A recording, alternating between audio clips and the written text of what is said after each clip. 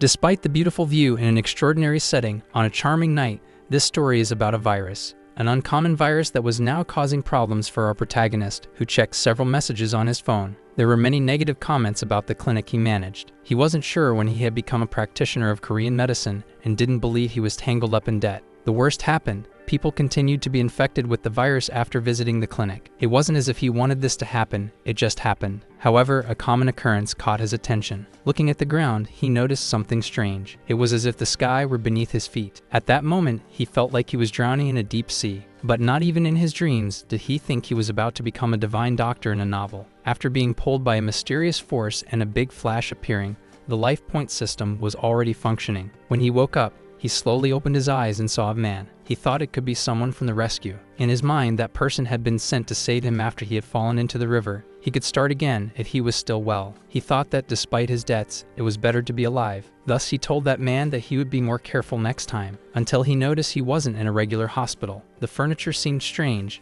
as if it were part of a Middle Ages movie set. Suddenly, someone, in tears, asked if he could see him. The protagonist was startled by that man's sudden crying, and finding his reaction strange, asked who he was. Sad, the man couldn't believe that now he wasn't even recognized. Beating his chest, he said that despite this, he would continue to serve him and introduced himself as Garden, his personal doctor. The protagonist could barely understand what that man was saying, but asked for some water. Before he even finished talking, a richly decorated cup was already in his hands. He wondered if it was really made of diamonds, as the gold didn't seem to be just a gold plating. He drank the water while looking into a mirror, and when he finally saw his reflection, he almost choked. He didn't recognize the face reflected there. Worried, Garden asked if His Highness was alright, already prepared with a handkerchief to wipe his face. The Korean doctor was now in the body of Raquel Adriamagentano, a character from the novel he was reading. Looking again at the reflection in the mirror, he was certain he was the same character from the story he was following. To test if it was real, he got the attention of the man who claimed to be his servant,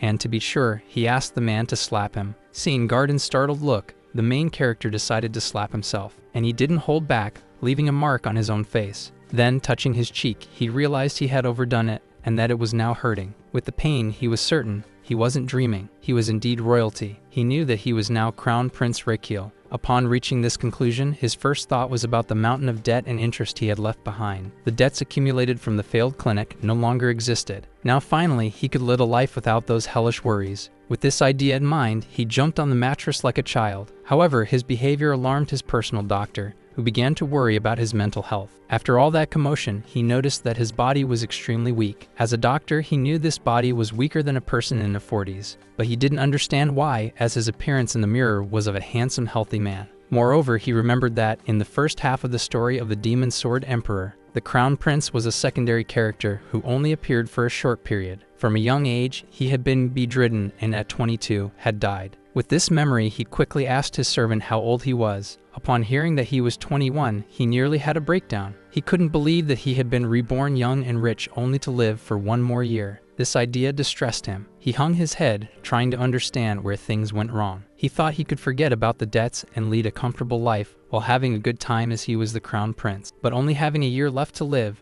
not even the best treatments of that world could save him. He remembered that Raquel had received the blessing of a clergyman countless times, and yet he hadn't survived past half of the story. Now standing in front of the mirror, he called Garden and announced that he had things to do. He requested the servant to bring some needles as much as possible without concern for their size. Night had already fallen over that beautiful royal residence, and he was still trying to figure out what was wrong with that body. He spent a good deal of time in a meditative position, observing his pulse and analyzing the 10 life pulses. He knew that if at least one of them showed abnormal symptoms, it meant that his body was full of internal injuries. He closed his eyes and sighed. Life seemed to be really difficult. Shortly after, Garden came back carrying the needles. The prince asked him to place them on a fabric on top of the bed, and he spent a long time observing them. While he warmed the tip of a needle in a candle, he noticed that his servant was full of doubts. What was he intending to do with those needles? Smiling, he pointed to himself and said he intended to use them on himself. Upon hearing this, Garden was terrified. He thought that the prince had given up on life and desperately clung to his legs, begging him to keep living. The man cried and yelled that the prince was the heir to the imperial throne. But after a while, the prince lost his patience and asked him to stop, explaining that he had good reasons for doing it. He continued heating the tip of the needle and affirmed that, after inserting it into his body, he wanted Garden to trust him. Unable to do anything,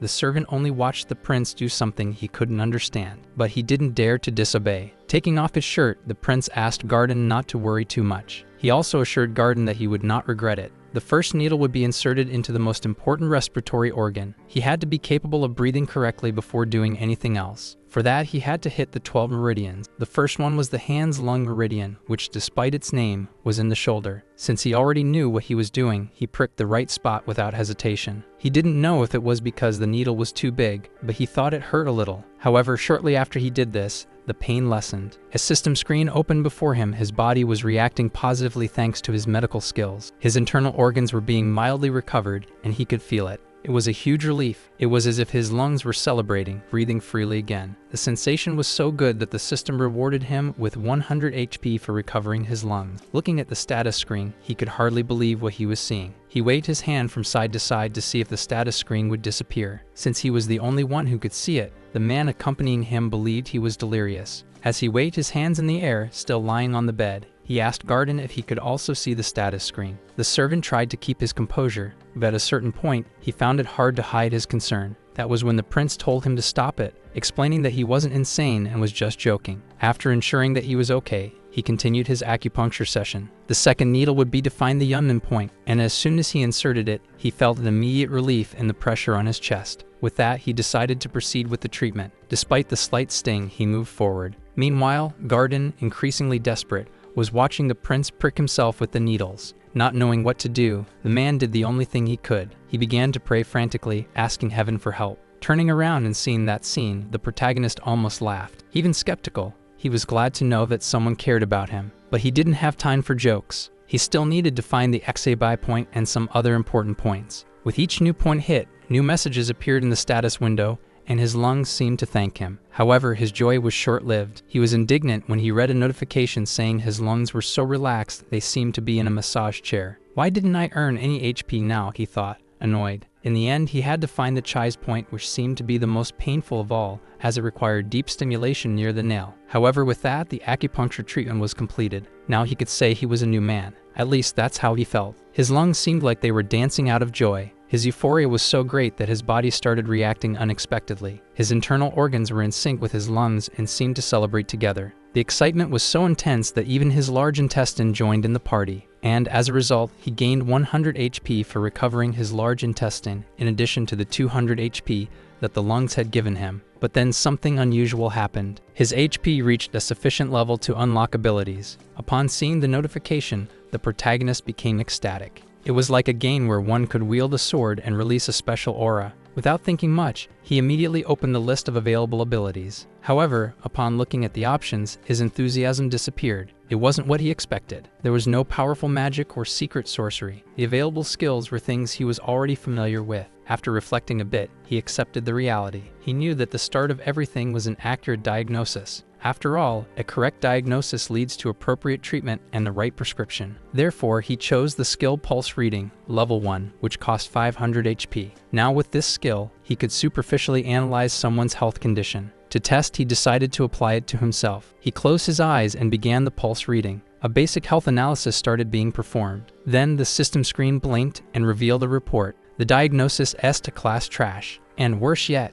life expectancy, 91 days. The protagonist felt more downcast than before. He thought he would have at least a year of life, but now that prediction had been reduced to just 3 months. For him, that was shorter than a cell phone contract, but he warned his body that he would not surrender to death so quickly. He would switch to Plan B with the method of respiratory supplementation and drainage. There he was again, prodding the needle into his finger. He calmed himself to see the result. Now his expectancy had increased by 1 day. That to him seemed good. Although it was a miserable number, something had increased. Thinking it was effective, he tried it on the other side. With so much excitement, he was already being needled from all sides until an alert arrived. His body was stressed, and only then did he realize that acupuncture was not omnipotent. Meanwhile, Garden was desperate because his prayers had not been answered. Now all the organs that were previously happy were depressed, nauseated, crazed. The alert indicated that the patient should be resistant to nerve stimulation to endure acupuncture. Now he already knew acupuncture worked. The problem was his body, which was very weak. he would need 3 days of rest to start again. According to his own estimates, if he performed acupuncture every 3 days, he would increase his life expectancy by 1 month. However, he needed something faster: consumables, that is, medicines, herbs, and tonics. When his assistant heard that, he almost collapsed and asked if he was sure he was okay. Yet the prince's gaze left no doubt. He had a request. The protagonist wanted to know if the stock of that place had some potential ingredients. The man was doubtful, but the prince was more specific. He wanted to know if there was poison. Garden reluctantly answered yes, and hearing this, the prince began to clap his hands. He also wanted aconitine roots, and the man replied that they had them right there in the palace where they lived. Radiant, the prince asked him to fetch it as quickly as possible, but the man wanted to know what he wanted to do with it. The prince smiled and warned that he was going to eat it. Garden had no more strength to hear such nonsense coming from one mouth. Desperate, he knelt and began to cry again, asking His Highness not to do that. He shouldn't poison himself with food. As much as the protagonist tried to explain that it was part of the treatment, it was hard for the man to accept. In tears, but trusting the prince, he would fetch it, since the prince said that, if he took too long, he would do exactly what the man feared. Garden, with his eyes shining, did not want to be blamed for anything that could happen. But the prince had the patience to explain to that man that, although it was poisonous, the plant could be medicine. There were 2 kinds, and the one he wanted to eat was the smaller offspring root. Therefore, that man knew this would make your heart stop. The young prince smiled, confirming that it was true, but he also said he knew how to neutralize and perfectly control that poison. He could turn a poisonous plant into a medicinal herb. However, those words did not sound good. That man did not believe that this was possible. The protagonist explained that this was called detoxification elsewhere. After cleaning the offspring root, it could be used as medicine. Even after all that explanation, the man was not convinced at all. For someone who had never heard of this, it was hard to accept. But if it would help the prince get better, he would fetch it. The prince was thinking he shouldn't have explained anything, just given an order. Leaving the royal chamber, that man walked down the hall, saddened as the prince's body was growing weaker each day. They had been desperate for some time, as no medicine was effective. Her prince said that detoxification was good, he would try it. But in exchange, when that detoxification ended, he thought of taking the medicine first to see if it was safe. With the potion boiling, the man thought it had a strange smell. The prince asked if he was not yet convinced it was safe. The man could not simply trust, as he was cooking something poisonous. Sometime later, the man started crying again, begging for the prince to reconsider his decision. All that racket always caught the prince by surprise, startling him. So he thought of returning the fright, asking the man to try it first. The problem was that's exactly what he wanted. His face even glowed with happiness. Of course, the prince was not serious, but he noticed that that man really liked him. This reminded him that, in the novel, that man was loyal and dedicated. He had not been the head doctor from the beginning, having started only as the family doctor's assistant. It took time for the doctors to trust him, and in the end, they left. In the end, he was the only one who was by the prince's side until the end. That was the kind of person that man was. Unfortunately, in the novel, he was blamed for the death of the crown prince, and his son was executed. The protagonist knew that that man was genuine, a loyal someone who deserved a good life. But even so, he did not want to share something so good with him, as he planned to take all the elixir by himself. The broth of the poisonous herb was ready to be consumed. Now he would take it. That's when the man asked if he could drink first. The prince understood that he was anxious, but warned that the medicine needed to cool. With that, the man believed. Knowing that man's loyalty was with the real prince, he would have to make up an excuse to get out of this situation. For that, he mentioned what the wizard had told him in dreams. Despite claiming he trusted, his facial expression showed otherwise. Hand on his face, the man said he found that medicine very suspicious. The young prince, taking advantage of the moment the man brought his hand to his face, ran, grabbed the jar, and drank it all at once. His assistant nearly lost his mind. After drinking, the prince wiped his mouth with satisfaction. With a mischievous smile, he looked at the assistant and said that nothing had been left over. His eyes sparkled with energy as he felt the reaction was about to arrive. The status screen indicated that he had consumed something duly prepared, which increased his metabolism. Soon, the awakening of the core began. This core, called Ezrahan, was something new to him. It was a technique created by the legendary swordsman Gavier Ezrahan and his master, also known as the greedy bastard Lloyd Frontera. Now the technique was at level 1 and could process or increase the mana absorbed by the circle around the heart. This made the protagonist feel as if there was a slippery donut around his heart. With his vitality increasing, he realized that it was mana. He found it too good, but quickly felt a strong impact. The effect came faster than he expected. It seemed that his heart was being assaulted from within, as if that slippery donut was compressing it. The impression he got was that he was about to have a heart attack at any moment. Garden, seeing the prince collapse and trembling with his hands on his chest, could only scream. He said several things that made no sense, not even to himself. Meanwhile, the protagonist realized he might have exaggerated. His body was on high alert. He knew things were out of control. The mana circuit was putting too much pressure on the heart. This meant that the circuit and the heart were not compatible, as that prince had always been frail since little. He could never train the mana circle. Now it was like a ring that was too tight, compressing his heart. The protagonist, a doctor, knew that if this was real, he would not resist. However, he had an answer. He took a deep breath and knew he couldn't shrink the heart. His way out was to try to expand the circle that was exerting a very intense compression. He needed, by any means, to accelerate the rotations that the circle was doing. He would let it run loose, but the load was so heavy that he thought he would pass out. Inside, he knew that that pain was nothing compared to the hardships he had faced in life. He thought of the accumulated rents, debts, loans, interest, and the beautiful house he had to sell to ease the situation. He would not waste a second chance. He would not let a simple circle belittle him. He wanted to grab it with his hands and force his heart to work again, without loans and with a free life. It seemed to have managed to make the circle compatible again with the heart. Thanks to the positive stimuli, the king of internal organs, the heart was perfect. Even so, it had kind of worked. That's why he was happy. Garden, very worried, was pacing around the prince, asking if he was okay. Now he breathed a sigh of relief as the king had arrived. That was the heart. It arrived as if being carried by numerous subordinates, exhibiting a glory other organs didn't have. It was like a pop star, an idol loved by everyone and revered by every member of the body, treating its subjects kindly. However, now the prince's body was celebrating, and he felt much better. Looking at the status, he was pleased. It seemed like he had gained some sort of inventory and even possessed a certain potion. While Garden was still sad for him, the prince simply leaped up, already feeling as good as new. With a healthy look, he asked the man what had happened. Upon seeing the token, Garden was surprised to notice that, out of nowhere, the prince was full of energy. With rosy cheeks, the protagonist explained that he had simply choked a bit. But now, opening his mouth, he said everything was fine. Yet the man was still very sad, thinking the prince was on the brink of leaving the world. Garden was upset, wishing he had drunk before. The prince then said that next time he would let him drink. Now for sure, Garden was even more frightened, not wanting there to be a next time. In the meantime, the prince left and asked him to clean up the mess. Turning around, he gave a lovely gratitude smile. However, the way he spoke seemed to indicate that the poison had further affected his brain. As he walked back to his chambers, he thought that, if he was right, he could have achieved something quite interesting. Mana slot was a skill to store things that interacted with mana. He knew each slot stored 10 liters, and he thought about filling this with food, which meant he could stock up on things. Now he was looking for something to test and thought that water could be a perfect experiment. With that, he started to make some calculations to see how much water he could consume before it would be harmful to his health. He managed to lift a jug thought to be 2 liters, and even then, he had difficulties since his body was very weak. However, he decided to drink anyway, as his heart was good. He thought about storing the water he was drinking at that moment, and it worked. For someone who had drunk 2 liters of water, he didn't feel full at all. He thought he could drink more. Quickly, he drank 10 liters. To experiment, he asked the system to remove 0.1 liters, and seeing that it worked, he got flushed with excitement. He felt like a human camel,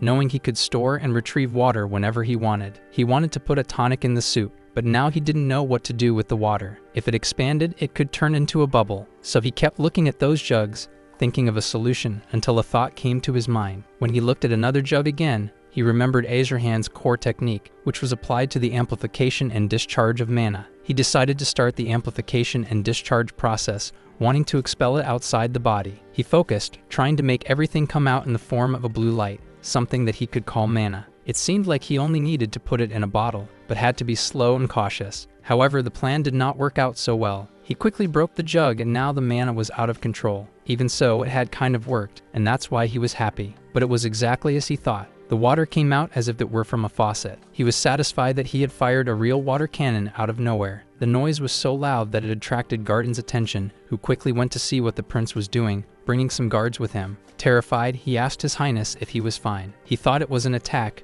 but he didn't know who had dared to face the prince. Now the prince would have to come up with a good justification for his reckless behavior in the room. Then he said that he got a little upset and threw a bottle of water at the table, and that's why they heard the noise. The guards exchanged glances with the doctor, and neither seemed to believe the story. Seeing that his excuse didn't hold, the protagonist tried to think up something else. Even so, they pretended to believe and just asked him to be more careful so as not to get hurt. The prince, satisfied, thought he had managed to deceive them. Even so, the guards ordered the doctor to take him to another room to prevent him from really getting hurt. The doctor agreed, saying he would take him just as soon as he would take care of his injuries. With this, he bandaged one of the prince's feet. Now the big guy was being carried on the doctor's back, and soon after, he was resting contentedly in the second room. The new quarters were as comfortable as the first. Raising his hand high and looking at it, the prince thought the day had been very good. Despite the shock of a circle in the heart, the torrent of mana that ran from one shoulder to another, and the amplification and discharge of energy. With all this, the protagonist now felt full of energy. But before he caused more trouble, he dropped off to sleep. Elsewhere, it was commented that the prince had been acting strangely. This information reached the emperor.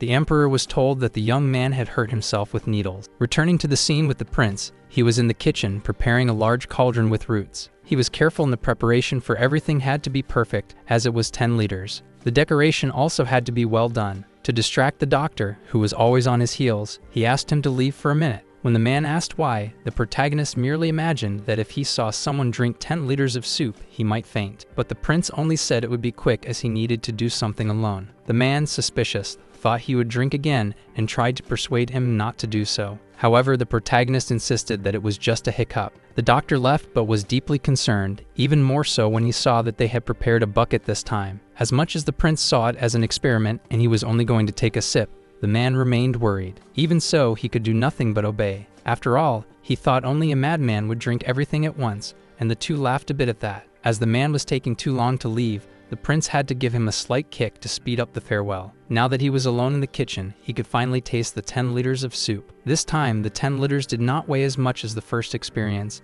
and he managed to drink it all anyway. And as he thought, he was storing each sip he drank. A few minutes later, he had emptied the cauldron. He found the taste to be incredibly delicious this time. Now he just needed to release a bit of soup gradually. For that, he needed a place to train and decided to release just 0.1 liters in the bathroom. It seemed he finally found the right way to control his ability without being reprimanded. As a reward for pleasing the heart, he gained 100 HP. The lungs, in conjunction, gave him 200 more, and the large intestine, satisfied, gave an additional 100. All in all, that day he gained 500 HP, but thought this was not enough. He needed to increase his life expectancy. After all his internal organs were lazy, just resting and waiting with nothing to do. They were just there, waiting for the next meal. However, it seemed that consuming only that soup was not pleasing all the organs. This ended up causing fatigue, as they were upset and tired of so much soup. So he decided to make a normal meal, something he hadn't done in a while. The moment he sat down at the table and started eating, a status screen appeared. By simply having a healthy meal, his life expectancy increased by over 50 days. Radiant, he stood up so fast that he knocked over the chair and shouted for joy because it had worked. The maid who was serving tea was so startled that her body shivered. This caused her to drop the cup on the floor. Quickly, the prince apologized for scaring her. She knelt down and asked for the prince's forgiveness.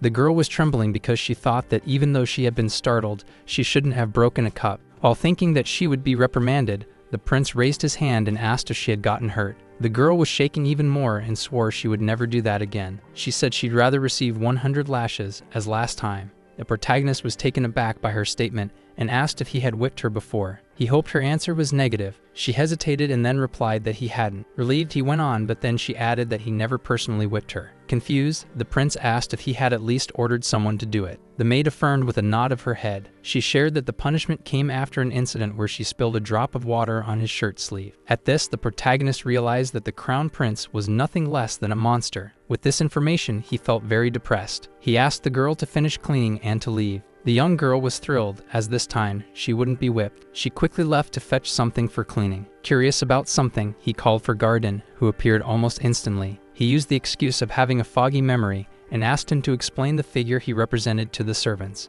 To prevent Garden from starting to flatter him, he threatened that if he did, he would take all the poison in front of him. The doctor knew he had no choice but to tell the prince everything. So he began by saying that he was generally vicious and cruel. He whipped, slapped, cursed, and put the servants through the worst trials. After all, the prince understood why they pretended to believe that absurd story, because he was nothing more than a spoiled and crazy prince. The question tormenting him was why that doctor wasn't afraid of him, being the closest person to the prince. The doctor replied that it was because he trusted him. He knew the kind of person he really was. With that, he relived a flashback of when he was young and walking in the rain. As he went by, he saw a young man under a tree holding a bird with one hand and using the other to cover it, protecting it from the rain. From that day on, he began to see the true person inside the prince. He began to believe that curing his illness would bring the true prince back to life. And as the prince had already thanked and shown happiness, he believed his trust was working. The protagonist got up and called the doctor knave for appreciating the changes. Then he grabbed a cake and told the doctor that was his reward,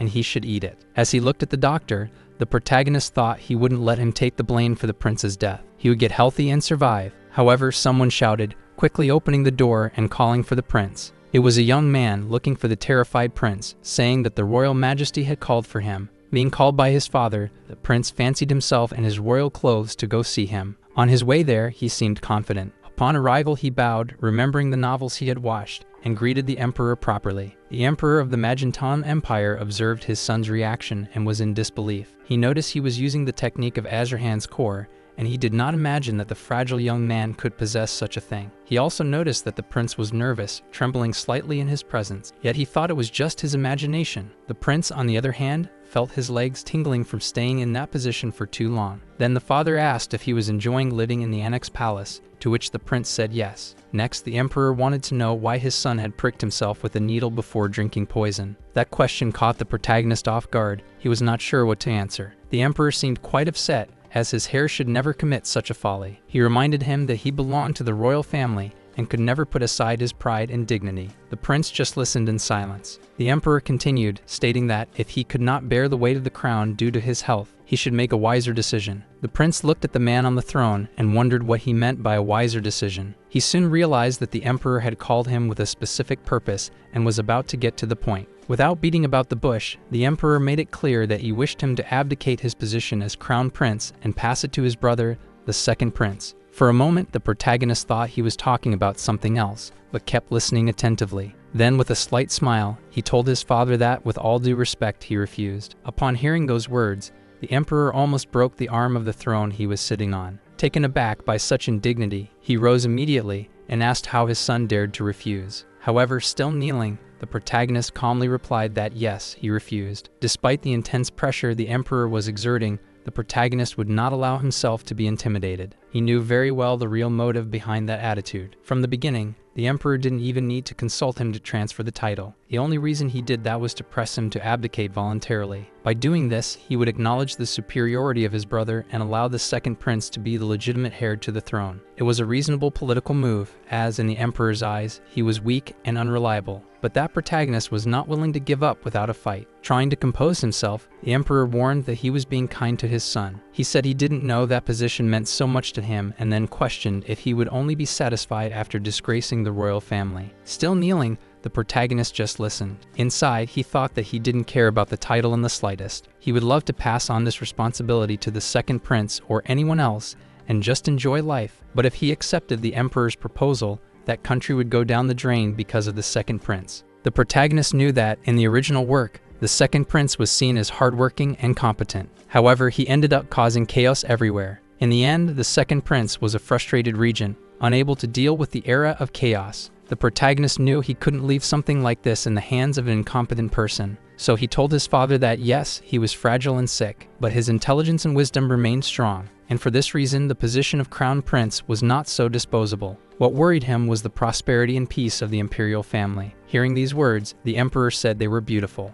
The prince, however, assured that they were not just empty words, so he had a proposal. This caught the emperor's attention. The prince wanted to be given a chance to prove which of the two brothers was most worthy of the crown. After a while, the prince returned to his chambers, and the assigned doctor wanted to know what had happened. It was then that the protagonist told him that his father wanted him to give up and hand over the position to the second prince. To the protagonist, they were just words, but to the doctor, it was as if he had received a nuclear bomb. Seeing the doctor's reaction, the prince noted that he had declined the proposal, and, what's more, he had suggested a sword duel against the second prince. Upon hearing this, Garden did not seem well at all. He began packing his bags to leave. Meanwhile, elsewhere, the emperor laughed alone. He was satisfied with the agreement made with the crown prince. The father did not know that the son hid a side unknown to everyone. Therefore, he decided to accept the proposal, as he was curious to see what would happen. Meanwhile, in the prince's chambers, he struggled to prevent the doctor from leaving him. However, the day of the duel finally arrived. Many people were gathered to watch, including the emperor. The audience could hardly wait for the fight to begin, while the protagonist was stretching. Young maidens were almost melting at the sight of the second prince's beauty,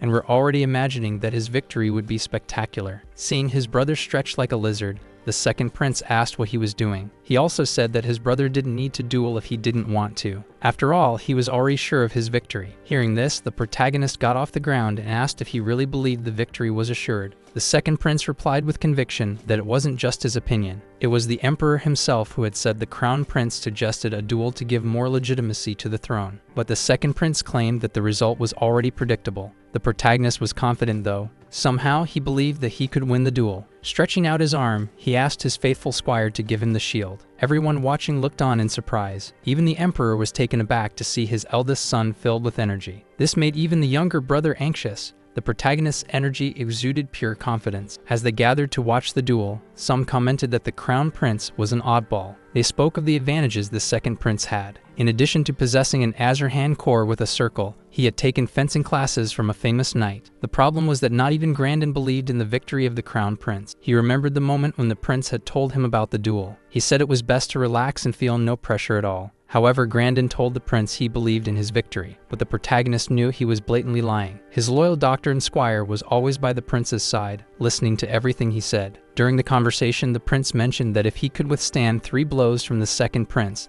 then the victory would surely be his. Now all that was left for Grandin was to keep praying and hoping for the worst not to happen. He always wanted the prince to be careful and able to react. He was warned that the fight to come would determine who was fit to ascend to the throne. These were the emperor's words. The rules were simple. If the crown prince lasted 5 minutes or defeated the second prince, the victory would be his. However, if he failed in either of the criteria, the second prince would win. With that, the emperor ordered the fight to begin. Meanwhile, the second son just wanted everything to end as quickly as possible. The duel was officially started, and the crown prince's first move was to throw his sword on the ground. This caused many people, even the emperor, to think that he was giving up. Everyone thought that scene was awful, seeing the crown prince give up. The second prince thought the same for himself. It was better this way, as he didn't want to attack someone sick. However, people didn't believe that he had given up so easily in front of a large audience. That was becoming a family embarrassment for the imperial family. The second prince was confused. He didn't know whether he should tell his brother not to give up,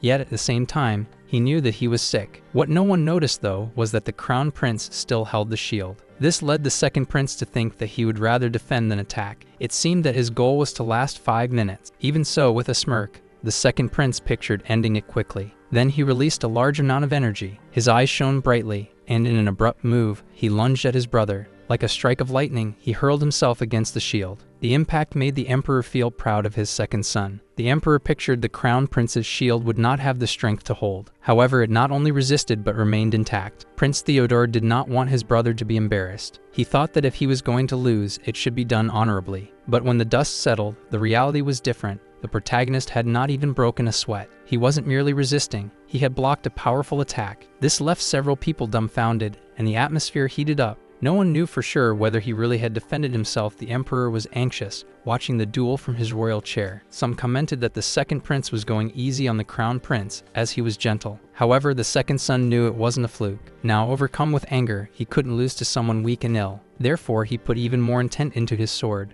Moved by frustration, he struck the shield again, intending to split it in half. The blow was exaggerated, but the protagonist was prepared for this and more. Even so, he was thrown a distance that even the doctor marveled at. It happened quickly, and soon the protagonist was picking himself up, although his head was still a bit confused. Now he felt his arm tingling, but he'd faced much worse situations when he was a cop. That was a breeze. His skills with the shield came from another life, an era incomparable to this one. Yet Prince Theodore kept attacking, increasingly with more hatred and desire to win. What no one knew was that the protagonist's shield absorbed mana far better than he thought. He didn't know what the adversary was plotting, but the second prince would soon find out. Then they both cried out. This was the final move. Theodore jumped high, seeking momentum, to almost reach the sky, and from there he descended with all force. However, the protagonist had trained his legs for many days precisely for this, to withstand that power. His whole body seemed ready to give out, let alone the shield he used was a custom piece, forged by the royal blacksmith. And there was more, the explosive potion for his baby brother. Now he could activate the discharge function. He was willing to release 0.2 liters. His heart was racing, and the energy enveloping the two was intense. That's when the second prince started to feel something strange in his legs. And not only him, all the spectators noticed the same thing. Even the eyes of the emperor, opening wider and wider in the face of the thrilling connect between the two fighters. Theodore didn't know what had happened, but suddenly he felt embarrassed. Now in the midst of the duel, Theodore was disoriented and his legs were a bit shaky. He was sobbing like a drunk, but he didn't know what was happening. Adrian knew perfectly well, as he had already rid the emperor of the demonic sword and knew that his brother couldn't even handle a glass of wine. Therefore, he filled his compartment with an explosive cocktail containing 20 types of potent drinks last night. Now his brother was in doubt, as he knew he had hit the shield a little while ago, but something like mana invaded his body, and now he was drunk or hallucinating, but all he needed was to regroup, as he needed to defeat his brother. He was determined to gain the acknowledgement of his father and the applause of thousands of capital citizens. Only then would he be reborn as the proud crown prince for the imperial family, for the empire, and for his brother, whose health was declining. However, he didn't count on the experience of a very wise protagonist. Even if he wanted to win, it would be difficult. Theodore, even drunk, stood firm with the intention to win, and he was getting ready for another blow now. The protagonist didn't know what to do, since his brother had withstood the explosive cocktail. And worst of all, now he was more determined than before, and 5 minutes hadn't even passed yet. However, the prince thought he could go for the second round of the explosive cocktail on his own. He released 0.1 liter of the explosive cocktail and threw it towards his brother, who suddenly felt like he was in a bar alone. With a strange sensation that he had been fighting moments ago, he noticed someone shaking a cocktail shaker. Someone served him the finest nectar, saying that the knight next to him had bought it for him as a gift. When Theodore looked to the side, there was his brother Adrian, sipping a cocktail beside him. With that, the prince turned and shouted, "Cheers." The younger brother suddenly found himself back on the battlefield, with sword in hand, not knowing what he was doing as he had just returned from a hallucinated state. The protagonist simply threw his shield far away, thinking this would make his brother fall faster. He released all the air his breath could muster, expelling the stored liquid completely. In reality, the protagonist knew this could hurt him a little, but he was going to let out everything he had. With his energized hand, he lightly touched his brother, making him feel breathless. That was enough to throw him a certain distance, leaving everyone in disbelief. Even the nobles didn't know what to believe. The emperor squirmed in his royal chair every time something unexpected happened. Not only for the emperor, but for everyone, seeing Adrian with such vigor was surreal. And as agreed, the battle ended with the crown prince's victory. The father could not believe that Adrian, the crown prince, had indeed executed the Ezrahan core technique. Previously, he thought he was mistaken in noticing the boy's technique. Now that the duel had become a buzz, everyone was talking about the clash. Even from a distance, surrounded by so many people, the emperor with his abundance of power could feel the power of his son resonating. Now that everything was over, Adrian felt the responsibility to bring his younger brother back to sanity. He sat on the ground and began to massage the soles of Theodore's feet. When the brother woke up and asked what was happening,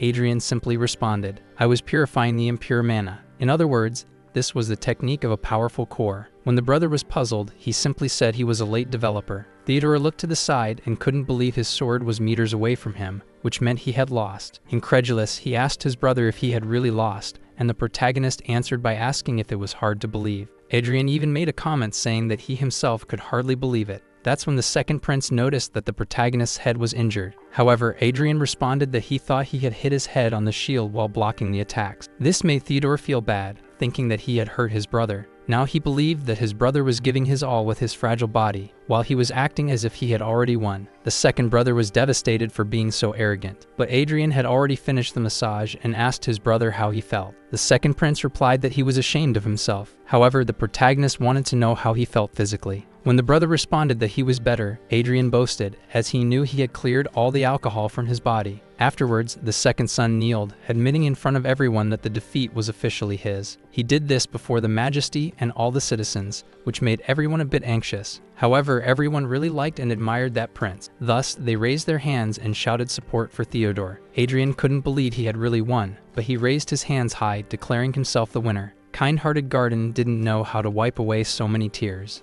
Even happy, he could hardly believe it, but his greatest joy came when a status screen appeared saying that he had successfully treated someone other than himself. Now he had gained a skill called Medical Life Preservation, which was still at level 1. When he saw this, he jumped for joy. He couldn't believe this had happened to him. However, the estimated increase in life expectancy was very low, only 1 day. He thought that was a nuisance. The protagonist thought he created false hopes for nothing now, By treating patients, he could increase their life expectancy and his own. At that moment, this happened at the right time. He could transport as many tonics as he drank, as long as he wanted, if he were the conductor. He kept feeling as if he were pouring water into a broken jar. But now it seemed to be different as he thought. The emperor asked his son why he seemed so quiet. He was going to ask again if he had used the core technique in that fight. However, the protagonist was very honest and admitted he had used it. The father questioned where he had learned that technique. His son said he wasn't quite sure, confounding the father. The protagonist was honest in telling the majesty that he had no idea, since he couldn't tell he gained skills by stabbing himself with a needle.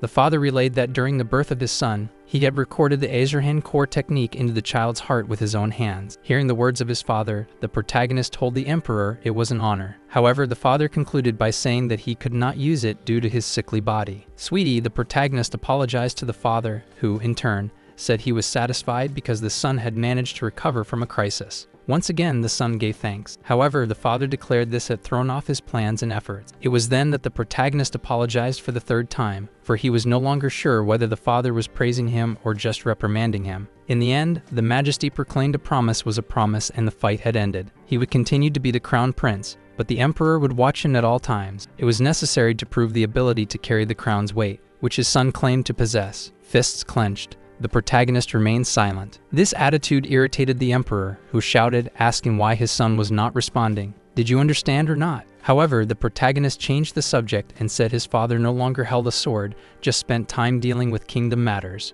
He said his father needed some exercise, keep up his endurance, and stretch his stiff muscles. He even gave the father a lesson, saying he needed to increase his vegetable intake. The father, flabbergasted, asked who his son thought he was to get advice. The young man, very astute, said he was only saying all that as a precaution. From the arena, we're led to a road through a forest now. The emperor was in a carriage being transported somewhere. The emperor was quite agitated that his son had managed to dodge the question about the technique. He could hardly believe that his son had used the technique so skillfully, given his sickly physique. His thoughts spun. He thought perhaps his son was desperate, having lost his mother at birth. He had always been the sickly son. The father had set expectations for him several times, only to be disappointed. But that day, he proved he was different, and this brought a glimmer of hope back to the father. The emperor was heartbroken once again. Meanwhile, in the carriage, the protagonist too was lost in thought. He remembered his real father. Back in Korea, his father had had a stroke. He remembered skipping some classes to go out and play.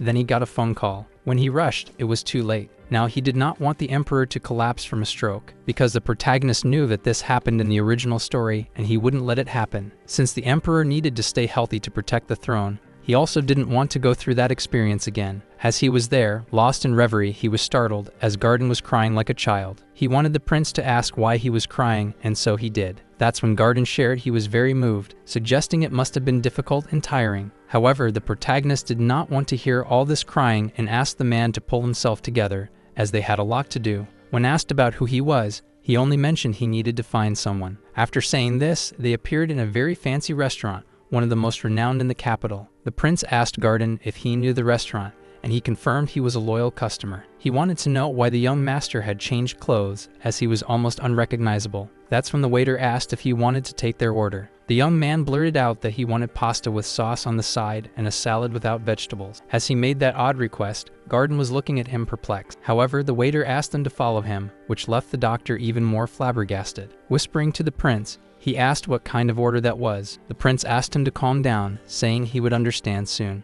When they got to the right place, the waiter asked them to go down the stairs. Who could imagine such a place existed within the restaurant? The worst part was that Garden had no clue how the prince knew about that place. The protagonist was already relieved, as everything was happening according to the work he had followed. While his friend was asking what kind of place it was and what they were doing there, the young man said he was going to collect exorbitant treatment fees, which left the man even more confused. Choosing a strange place, he said he was looking for someone and asked if Garden had ever heard of Damien. It was then that, upon arriving at the location, the young man opened the window and was already in a different lobby. Looking down, he saw people fighting. It seemed something clandestine. Pierrot Garden was terrified, as he didn't know that the prince frequented places like that. The protagonist told him that he had already mentioned that the place was secret, and now he just needed to find Damien. It was when he spotted a large man full of scars, but he was not sure if it was really him. Pierrot Garden thought that man was very big and strong, but the young protagonist said it did not seem to be him. A silhouette was shown, and someone appeared thus. The prince found who he was looking for. He knew that this was the true protagonist of the story, Damien Cain, a tall young man with black hair and almond eyes. Everything indicated that someone was going to fight in that clandestine arena. After the presenter of the previous fight asked the burly fighter to withdraw, he joyfully announced, "The next fight will be the main one of the day. Damien, the one with demonic talents, the genius of the sword." That person was a true prodigy. He entered the Colosseum at 17 years old and in just 3 months became champion, remaining undefeated. However, Damien's adversary that day was someone more demonic. Then, a figure appeared with huge feet and an evil presence, someone with large teeth. The image was frightening, a troll. Even the protagonist, upon seeing that immense creature and feeling its oppressive presence, was startled, especially because Garden kept calling him, making him even more nervous in that already tense environment. Startled, Piero Garden asked with a trembling voice, "Are they now feeding trolls with humans?" However, that was just a fight for some. It was entertainment. For others, a chance to showcase their skills. And of course, there were also those who only wanted to make money with it. But Damien wasn't someone who would back down from any troll.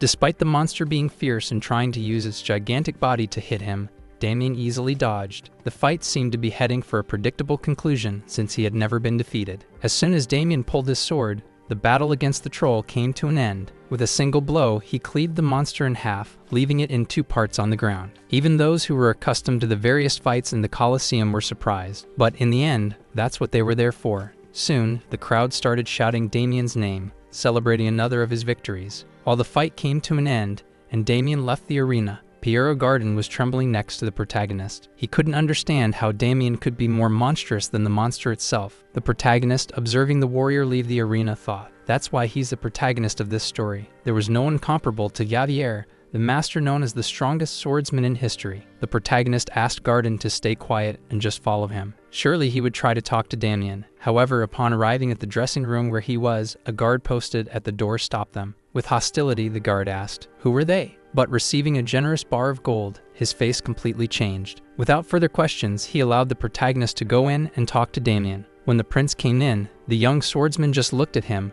not understanding what he wanted. The protagonist knew that he should not show his nervousness. The system message indicated that his large intestine was terribly scared. As he approached the table, he noticed a bottle. He picked it up, held it up, and asked, "Damien, why are you taking these cheap painkillers? Can you sleep after taking these bombs?" Damien just watched the man in front of him, trying to understand who he was. However, the protagonist, remembering his time as a doctor in Korea, decided to make his move. He said that he is someone that he will need. Damien frowned, suspicious, asked if he was a drug salesman, and asked him to leave. The protagonist simply tossed the bottle aside and said, "He doesn't need those crappy painkillers." The knight, visibly irritated, grabbed his sword and positioned it dangerously close to the protagonist's neck. But before anything happened, the protagonist calmly said, "He won't get rid of that annoying headache with this." These words hit Damien squarely. The protagonist knew he had hooked his attention. Now it was showtime. Nevertheless, he wanted him to pay a lot of attention and warned him that the headache usually started in the back of the head. It was in this area, close to the neck, where everything would get locked up,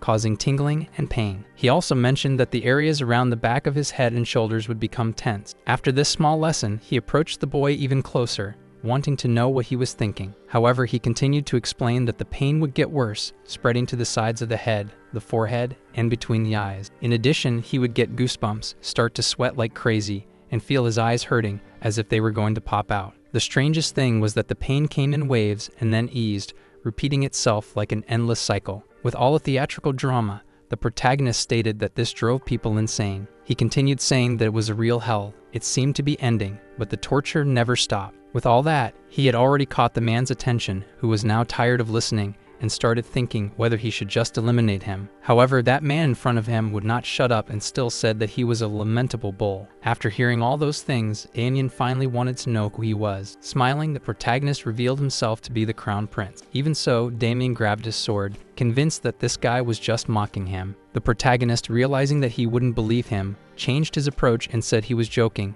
In fact, it was Kuzman who sent him. Only then did Damien stop to listen to him. After all, the man the protagonist was referring to was the promoter, the intermediary of the Colosseum. Taking advantage of this moment, the protagonist mentioned that he had heard his complaints about headaches. That's when he suggested that Damien was having trouble with intermediaries, but he knew a way to help. To Damien, it was as if there were 2 small beings on his shoulders. One good and the other not so much. But the situation got even stranger when the protagonist suddenly burst out with an unexpected request. "Take off your clothes and lie down." He wanted to explain the process while performing the treatment. Damien, hesitant, removed his shirt and lay down on his stomach. When the prince asked if he was scared, Damien promptly said no. After all, being a warrior, he couldn't show fear. However, the prince thought that sooner or later he would. Then the protagonist magically pulled out of his coat pocket an object that, being so big, would not fit there at all. And without ceremony, he put that thing that looked most like an anvil on Damien's back. With a scary look, he asked the patient, "Is this your first time seeing Moxibustion?" After asking this, with a torch in his hand, the prince set fire to what was on the warrior's back. And just when Damien was going to say that the treatment didn't scare him, he just felt his back catching fire. He let out a roar so fierce that even the people outside the guard and Pierrot Garden were scared. Meanwhile, the protagonist, inside the room, burst into laughter, thinking that the warrior had turned into a real crybaby,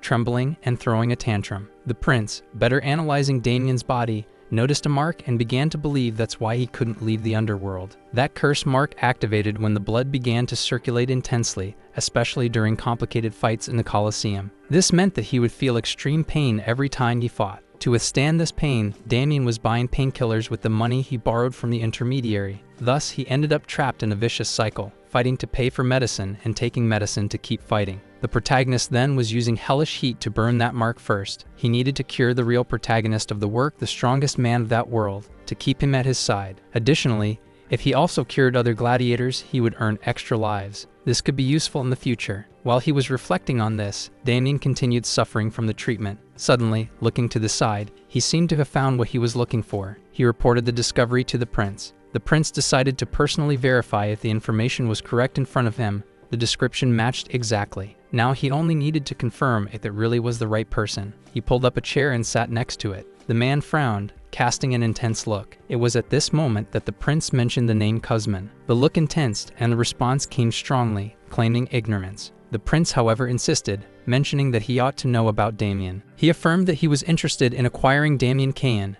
and wanted to know what the necessary amount to pay off his debts would be, including the costs of painkillers and breach of contract. The man smiled and mentioned that the amount was exorbitant. He added that any lower amount would be unacceptable. Laughing, he declared that only the crown prince would be able to pay. However, the protagonist claimed that, luckily, this was precisely his position. The man didn't believe the statement and mocked it, saying that, if it were true, then everyone there would also be members of royalty. With a sarcastic tone, the prince retorted, arguing that he doubted royalty would be involved in selling medicines. Irritated, Kuzman stated that if there were no interest in business, it was better to disappear from his presence. As he walked away, the prince aroused suspicion, for he had never been seen in that place before. He snapped his fingers, and someone immediately appeared, ready to fulfill any order. He wanted to know the identity of the skinny individual who tried to be funny. He needed to figure out who he was, whether he already worked at the Colosseum or was hired by others. He made it clear that if an incentive was needed, it could be arranged. He also mentioned that if it became a problem, he could be discarded without a trace. However, an hour later,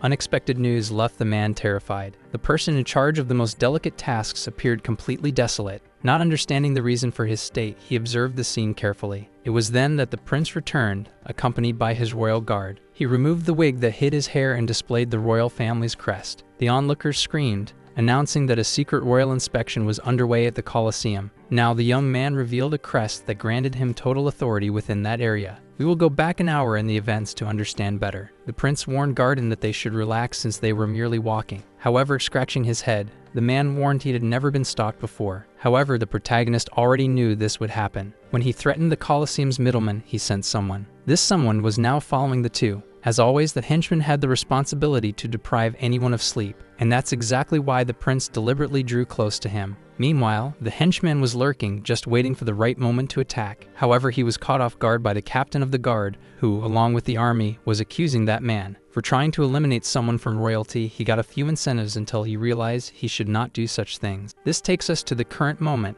where the prince shows he can conduct a royal inspection. Since he said he was the royal inspector, he could perform the inspection at will. Garden looked at the protagonist, not quite believing his bizarre idea. However, after relaxing a bit, the prince said it was nothing. He just wanted to say that once. He told the captain of the guard that he had done well. Now the middleman didn't know what kind of situation he had gotten into. Upon seeing the royal family crest, he realized things were serious. Then the protagonist shouted that he, Crown Prince Adria Magentano, ordered his knights to finish off that place once and for all. Pointing at the middleman, he commanded to seize the man without letting him escape. The soldiers promptly carried out the orders given by the prince. Garden, looking at the prince, imagined that everything was running according to his earlier statement. He felt a mix of joy and pride, for the person he knew had completely changed. Now he was even subduing underground organizations and safeguarding the Empire's security. He was satisfied and lavished praises on everyone. However, what no one knew was that he did all this to earn more life points. Now the protagonist was looking for and calling out the crown prince who was selling medicines. Of course, he was referring to the middleman and asked him where he thought he was going with the fake medicines. The man even tried to run to escape, not understanding how that guy could be the real prince. He also didn't know why the man wanted to buy Damien. It made no sense at all. Still running, his plan was just to hide a bit until he was approached by kind soldiers, along with the prince, who was happy because he said that sooner or later,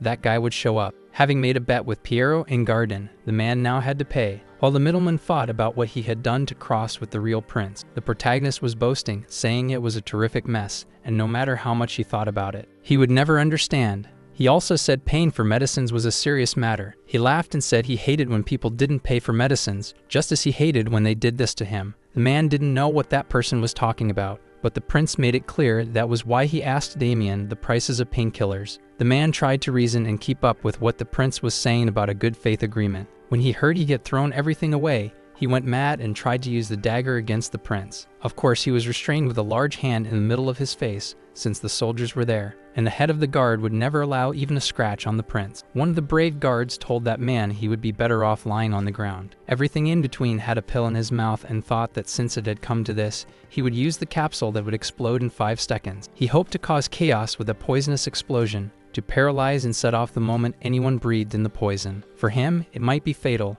but for others, inhaling wouldn't be a good idea either. He thought he would have time to escape by crawling after carefully considering the pill, and then finish off the prince. In his head, this was a perfect plan. He started a countdown but didn't account for the protagonist. Sneaking up behind him, hand over his mouth, the protagonist ironically asked if he planned on spitting something out. Now the go-between didn't know how that boy knew about his trump card, and to finish the countdown, the protagonist himself counted 1 and then the intermediary exploded from the inside. Suffering from the aforementioned paralysis, he was now on the ground in excruciating pain and would lose consciousness in less than 3 minutes. Trembling, he searched for the antidote in the pocket of his clothes, but the hero picked it up first. With the antidote vial before the man, he asked if he was curious about how he found out. Opening the vial, he said he wouldn't reveal his secret, dragging the man close to a fit, especially when the prince consumed all the antidote right in front of the go-between. After chugging all the antidote in front of the man, he added that it was fairly bitter. However, the man was desperate for the rest of the antidote to save his life. The man was shaking and begging for mercy, pleading that the protagonist gave him the remaining antidote,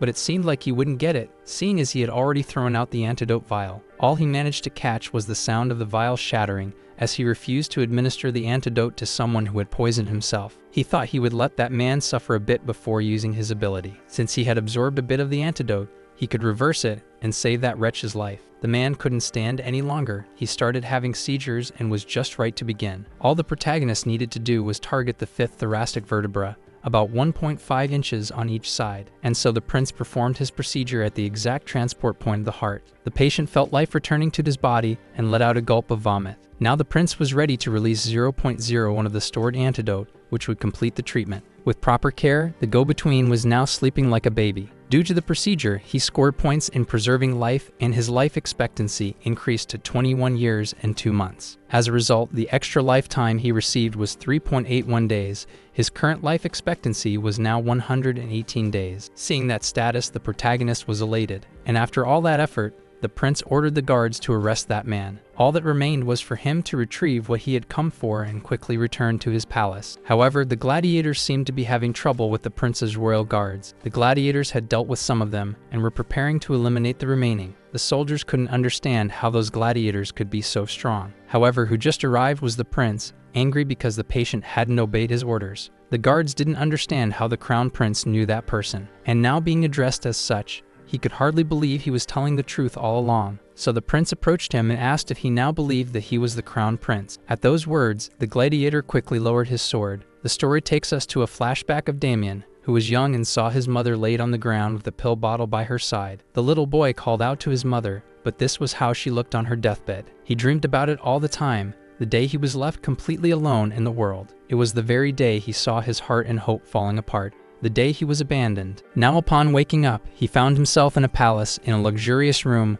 with the prince waiting for him to wake up. Piero Garden hurried to present himself decently this time. Slightly suspicious, the gladiator grasped his hand and stated his name. The prince interrupted, saying he had had enough introductions, and asked Damien to accompany him as it would be a busy day. Garden asked what the prince planned on doing with this gladiator. Meanwhile, the young man just watched the prince and his loyal vassal in yet another of their usual arguments. The prince had improvised a moxibustion clinic, and there were already several patients sitting in their beds. Damien was startled and wanted to know what place this was. They told him it was a training room, which was obvious. Everyone noticed that the prince not only removed everyone from that dreadful place, but also allowed them to stay in the smaller palace, taking care of each one of them. The question that hung in the air was why the prince was being so generous with everyone. However, one thing was certain: he wasn't doing that out of mere kindness. It was evident that by gathering most of the gladiators all young, in their 20s, with the oldest being just over 30, he had a purpose. And when he freed them from the shackles, he would gain a good amount of extra life. However, he could not reveal this truth. Therefore, he started his speech stating that nothing in that world was free. He told them not to fool themselves thinking that he was kind, and revealed that he was seriously ill.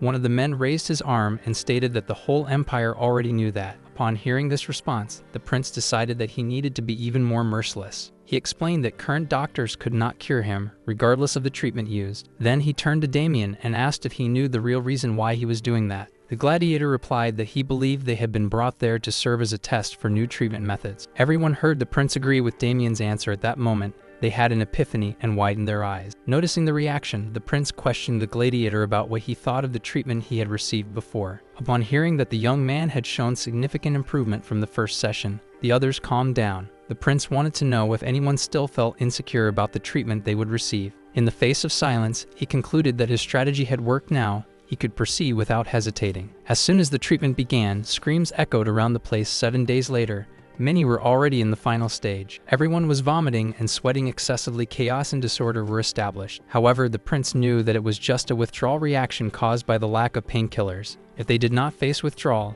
it would be difficult to continue the treatment. Still, one of them felt noticeably better. Damien. This caught the prince's attention. He began to question him if he wasn't feeling dizzy and nauseous. The young man replied yes, but that he was managing to endure. The prince believed that Damien was stronger than the others, because in reality, he was the protagonist of that story. Even so, he decided to use other treatment methods. He ordered everyone that for that day it was enough, recommending that they drink plenty of water and rest. Then he turned to Damien and asked if he was getting worse due to withdrawal symptoms. Despite the gladiator denying he was feeling bad, the prince insisted he lie down. He informed that he would test a new treatment, and at that moment, showed him a sharp needle. The prince was not sure if acupuncture would solve the problem in that case, but as Damien had been taking painkillers longer than the others, it was necessary to try something different. He decided to start by applying pressure near the stomach, and for that, he pressed the gladiator's toenail. Soon, he noticed a new reaction in Damien after the acupuncture. However, the man began to feel intense pain and screamed. He entered a state of such unreal euphoria that, on impulse, he grabbed the prince with both hands around his neck. The man was out of control, holding the protagonist with his legs and with his hands around his neck. He squeezed so much that the prince couldn't call for help and was already turning red. At the right time, the friendly gladiator came and, with a good blow, knocked out Sergio, freeing the prince.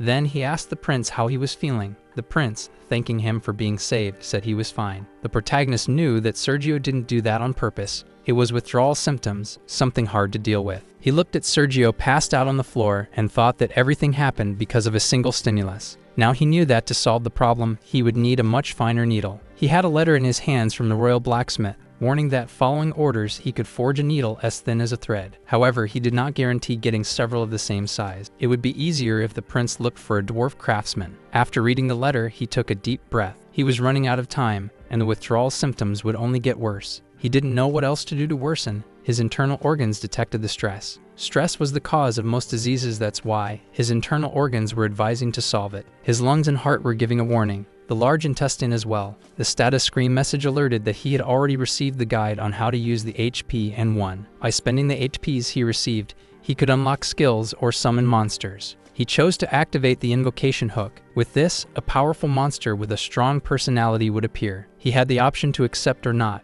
but decided to take the risk. It was something similar to roulette. Luck was everything he had. He could also indicate a desired quality for the summoned monsters. The protagonist quickly said that he wanted a monster with many fine needles, a summoning that would produce loads of needles. His information or request was recorded. Now there were 3 boxes and he could choose one. Candidate number 1. A pig that knew how to say oink, candidate number 2. An iron feces discharge, candidate number 3. A kind of big *** cactus. He was also warned that among the 3 candidates, one had 100% of his request, another 50%, and one had 0%. He thought for a while, then thought for even longer. It was already enough time that he was thinking, until he got upset because his heart almost exploded from so much frustration. Should he choose the cactus or something else? In the end, the protagonist chose the big *** cactus and asked many times and thought that it would be the right choice. Out of the box came a very cute little animal. When he picked it up, it hurt because it was a hedgehog. The tip was that it could change its size with sunflower seeds. When the prince put the little one in his hand, he seemed the most chubby and cute thing. The best part,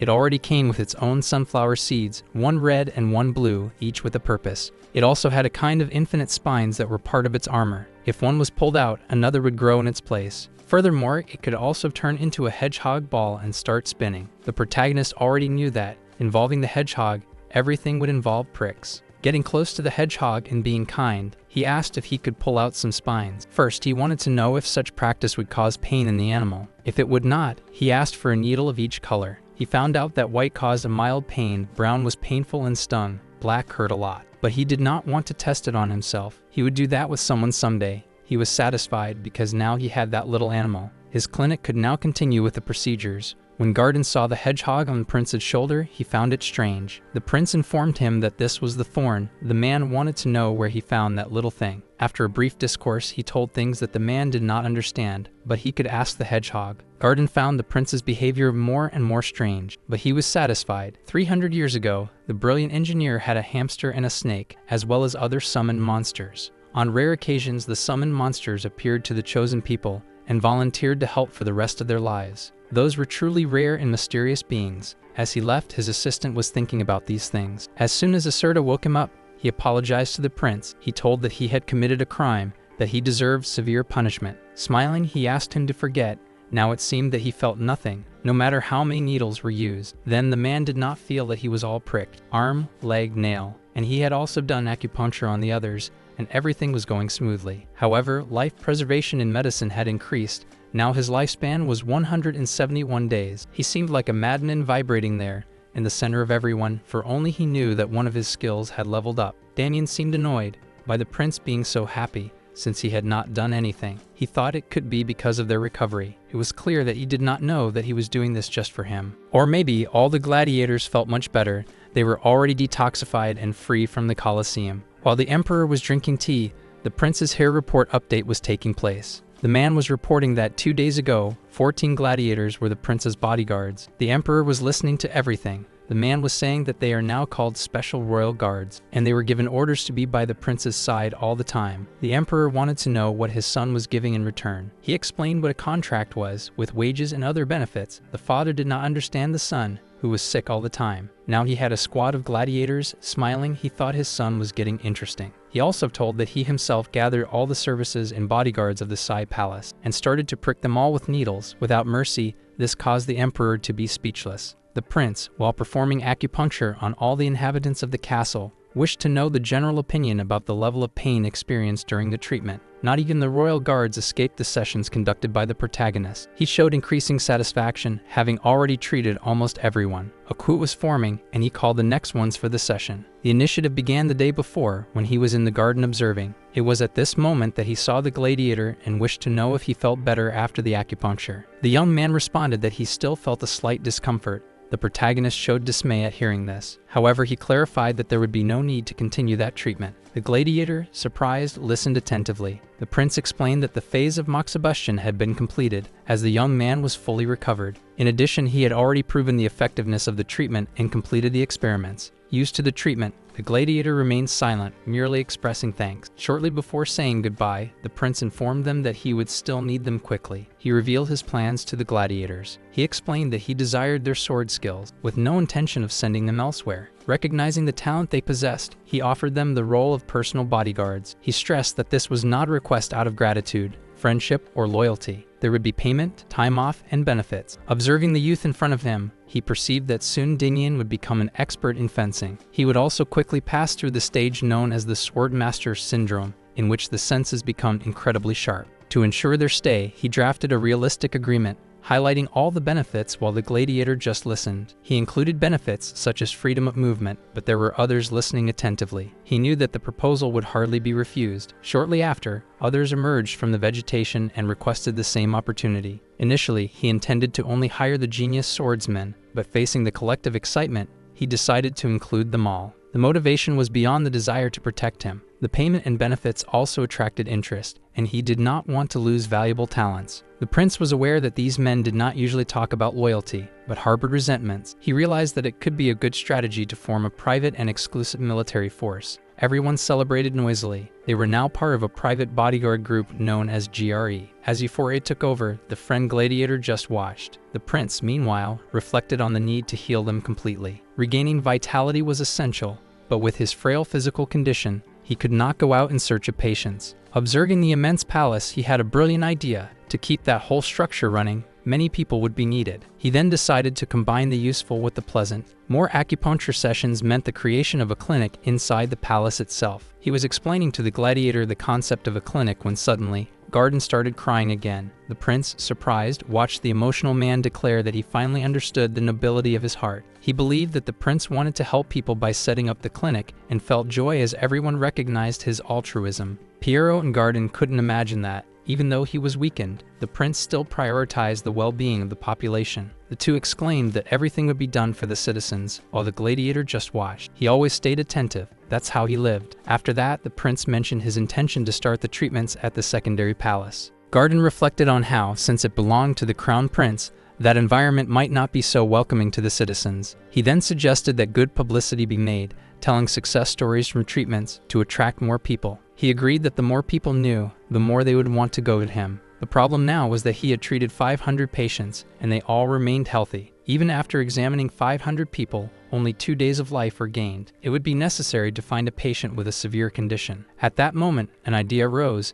There was the information of all 500 people. The new idea was to analyze the list of family members, considering age, diseases, and gender. The prince was thinking about his employees from the secondary palace. While they remained healthy, their families perhaps were not in the same condition. He flipped through the records in search of someone severely ill among the relatives. With that, he spent a long time examining the documents without success. He was about to lose hope. He could not understand why even members of the palace families remained in good health. There were only 10 pages left. When Demian arrived, he showed deep disappointment towards the prince. Piero Garden could hardly believe that this young man, always so quiet, was now expressing his indignation. He was sincere in questioning whether the patients were viewed only as tools. This frightened the prince. The young man continued, arguing that if the goal was to get good testimonials, it would make sense to seek the largest possible number of patients. Now, however, he seemed to be looking for someone in a terminal condition. Garden showed great irritation, questioning how one could doubt the principles of the prince. The protagonist nervously laughed after hearing the man trying to defend him, stating that he himself was almost dying. Laughing heartily, he declared that the young man was not entirely wrong. In response to the prince's words, Garden decided to apologize to the gladiator. The latter, in turn, remained furious, asserting that the prince should not act in such a way. How could he embarrass a loyal subordinate who was trying to defend him? Suddenly, the situation changed, and Garden claimed that he couldn't be so harsh with the prince. Upset, the protagonist expelled the two from there, as he needed to be alone to examine the remaining 10 pages. Hoping to find someone genuinely ill, one of them caught his eye. The format resembled more of a letter. The person began by saying that they had an 8-year-old brother who, once or twice a month, began to tremble uncontrollably. The girl reported that during these episodes he would foam at the mouth, as if he was being possessed by something unknown. Everyone had taken him to various doctors, but no one could discover the cause. Some suggested it might be related to occult forces. Having found his victim, patient, he asks his maid to bring the brother to see him. Upon arrival, the child seemed normal. His name was George, a small and red-haired child. The prince soon crouched down to George's level, who came to converse with him to seek a diagnosis. To begin, he asked the boy to call him Idria, then the boy would lose a little shyness. He knew the correct way to make a young patient feel a little calmer, then he began to do sort of a magic trick. In the end, revealing a candy, the child's eyes sparkled besides a magician. The prince was handing out candies. It was a gift as if he wanted to please the child, but for a brief moment joy passed, and he began to feel fear. After lowering his head, The protagonist wanted to know from the child what was the boy said that he could not let it touch him. The prince wanted to know why, and the lad said he was cursed with the evil spirit. That was the reason why the other children always teased him, saying that he was strange. The prince tried to calm the child by saying that none of this was true. The child told that he had fought with colleagues the day before because they tried to imitate him, and he said he felt a little weird. The prince asked if it was sudden. The child confirmed. He also said that sometimes he felt strange sensations out of nowhere, as if his body began to tremble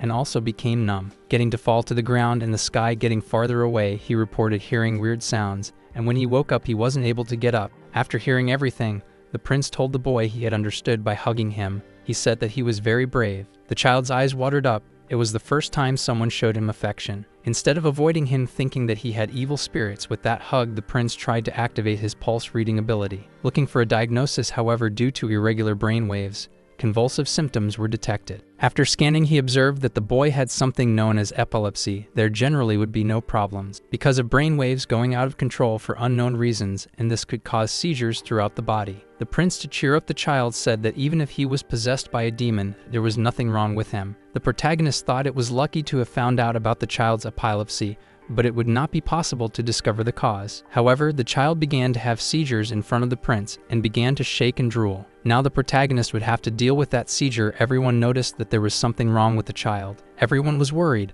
but Damien simply took the sword and asked the prince to stay away. The protagonist knew there was nothing so wrong. He asked that man to stop. This had nothing to do with evil spirits. He said it was just a disease. He was just sick. He needed care and protection because the child was suffering. It was asked to quickly bring a pillow.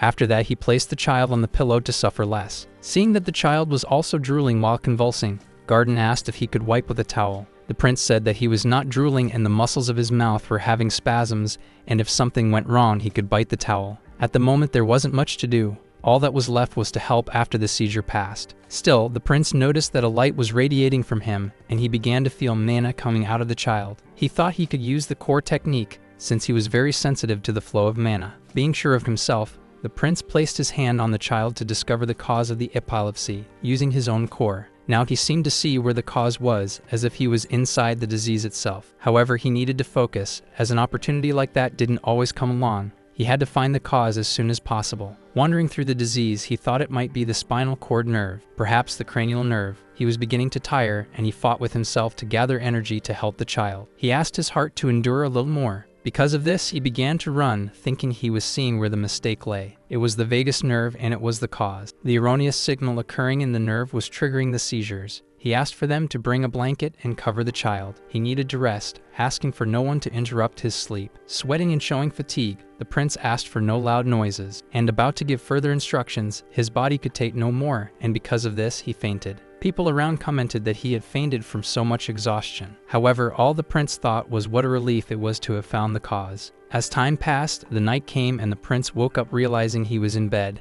and concluded he had fainted. Damien, who was by his side all the time, watched as he woke up and managed to startle the prince. He asked how long he had slept. He had slept until midday, and he was still worried about the child. He was told that the child took a long time to wake up. The prince thought it was normal, due to exhaustion. Even though he was weak, he stood up. He was already happy, because what he saw was better than any scan or x-ray. Now with what he had discovered, he could finally treat the vagus nerve, and the cause only had one method of treatment. It was the stimulation of the vagus nerve. The gladiator was worried about the prince, who was leaving in the middle of the night. However, the prince had never been so satisfied, for he was going to truly cure someone. Pleased, the prince notified the gladiator that he was going to be struck by lightning. Having said that, he left to exit the castle, and the guards were startled when they saw the prince and his special bodyguard. At first, they noticed the two, but when the prince thanked them for their hard work and asked to be taken to Mr. Zennetz's room, they complied promptly. Quickly, those guards followed orders, and the prince and his special bodyguard were on their way. They woke up the lord in the middle of the night, who was startled to see the prince at that moment. That was Zennetz, the official palace mage. Stroking his hair, the prince apologized for the intrusion, but he needed something urgently. He couldn't wait. He needed to be struck in the back by lightning. The mage looked at him incredulously at first, thought the prince was joking. But the day before, someone had brought the report, as always, and the emperor was curious to know if his son was still doing strange things. He was worried about the unusual things his son was up to. That's why he wanted to ask a favor of the mage, as he remembered the conversation with his majesty. The prince was shaking him. He wanted to be struck by lightning on his back as soon as possible, The mage thought he had gone mad, and this time, there was no going back. Upset, he asked why he would do such a thing. The prince said it was just to keep the lightning constant for 3 hours without a break. Even though the mage explained that lightning magic was very inherent and destructive, since it was something from nature, the prince was not convinced. His request was like asking someone to drive at 30 kilometers per hour for 3 hours. But the prince explained that's why he'd come to him, only he had exceptional mana control. And then he began to flatter the mage, saying he was the best in the entire empire. All his internal organs screamed that this mage was the best. The guards, seeing the prince extremely excited, just watched. Inside, the mage was already beginning to like the idea of accepting that challenge. The problem was if the emperor got angry, but the prince said all the guards were witnesses, that he was the one who asked. He made it clear to the mage that he was not plotting anything. He just needed to save someone. So the mage decided to help and asked when he wanted to start. The young man said it was right then. Zanetz grabbed the staff. While he was doing that, the prince thought he couldn't use electricity on a child, so he was going to test first if it was safe. He could put the plan into practice. Quickly, he focused, and seconds later, the mage began to use his magic. He should apply it at a shock level, like static. Even so, the prince felt a certain discomfort, but it was great, as expected from the palace magician. However, now it was his turn. He needed to absorb those electric currents and transform them into electrodes. To later introduce electrical signals with it, he would treat the child's disease. He seemed to be transported into those electric movements. Thanks to the Azerhand core technique, even the prince thought he had a stolen ability. He had already understood and asked the mage to stop him. He asked if it was because he felt pain, for if it was because of the mage, he could do that all day. After that session, everyone went to the room where the child was. The red-haired maid, who was George's sister, was among all the others. No one knew why everyone was gathered, but now the prince was seated in a chair, while the child was on the edge of the bed, next to the mage and other witnesses. Smiling, the prince told the boy he would not lie. The medicine was bitter and the treatment was painful. When the child asked if it was going to hurt a lot, he said it was like a pinch. Showing a needle, he said it seemed like it was going to hurt. He poked the child with the needle, and he did not even feel it, but he knew it would hurt more from that point on. He asked the mage to give him electric waves again, like the rays on his back. Thus, he could control the electricity flowing. However, Garden could not believe they were shocking the prince. The prince, while healing the child, thought that all the gossipers on duty should leave and spread the news. After removing the needle, all he needed was to transfer the processed electric currents. It was as if he was carrying something inside the electric waves themselves. But now he could treat the child's disease because he could already see inside the disease. He found something strange. For a moment, he began to sweat. He noticed that the mana flow was getting out of control. Where there was one flow before, now there were several. Everything was going to explode. A seizure was about to begin. The child was doing his best to hold on and asked the prince if it would take much longer. He was running out of time. He had 3 minutes at most, and the prince knew this. He would have to be faster than the seizures, for in the worst case, he had 1 minute, and the mana flow was spreading rapidly. It was necessary to introduce the opposite signal in that electrode. This was bad. He did not have enough time. He thought that if a seizure occurred while he was treating, people would spread bad rumors. And so he was not sure if he would get another chance. A sick person like him did not have time to be negligent. For this reason, he asked the mage to increase the power of the ray magic to 3 times the current level. The mage hesitated, as he knew that this could cause serious complications. However, the prince was pleading. The mage warned it would hurt a lot, but the prince did not care anymore. The mage just obeyed the prince's order. The prince was now almost red with pain, but he could not give up. There were 10 seconds left until the seizure. He needed to absorb more mana and process all that very quickly. Upon finding the carotid, he jumped and patched it up with electrodes. With the electric tape, he was trying to correct the places where the mana flow was leaking. The places were almost all bandaged. However, there was still one left, and the child began to choke and drool. It seemed like an endless countdown. Everyone was anxious, including George's sister. When it seemed like there was no more time, the prince jumped in his last second and performed a feat. The feat he did was epic. When it seemed like everything would go wrong, and already on the countdown to 0, he managed to finish the treatment and remove the needle from the child's neck in time. What seemed like it was going to go very wrong resulted in the cure of that child. Happy with his results, the prince asked the child if he was feeling well.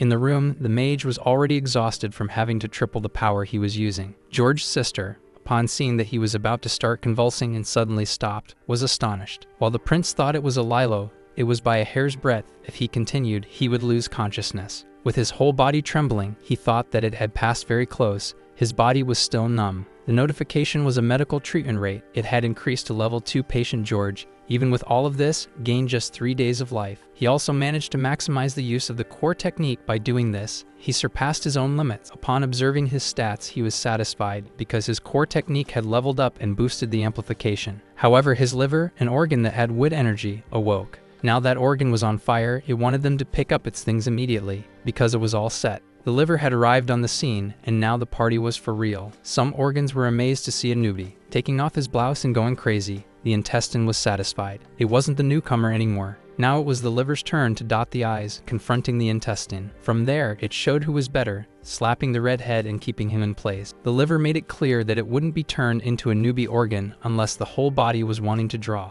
With that, the liver assured the user 300 HP. The lung, heart, and large intestine moved, gave 500 more HP. As the liver's party was starting, the user received an additional 300 HP, making a total of 1,300 HP. The prince was satisfied, now having another internal organ joining the party. He would be able to gain more HP from this point forward. He decided to check his status to see if anything else was amiss. However, everything was interrupted by little George. He wanted to know if he was ready to move on or if there was still something wrong with him. The protagonist, being kind to the child, said there was nothing wrong, and now he could live a normal life without feeling strange. He had to go, as the child would be fine from then on. And for the rest of his life, George could hardly believe the miracle. He wouldn't feel pain anymore, the prince assured, claiming George could take his place of prince. The sister, in tears, could hardly believe that George, her little brother, was freed from that damn disease. The girl now seemed full of energy and happiness. The siblings hugged and radiated joy. Crossing his arms, the protagonist thought that this was truly a successful masterpiece. Looking at everyone in tears, he thought everyone should spread the good news of his deeds. The prince thought that this way a crowd of people would arrive,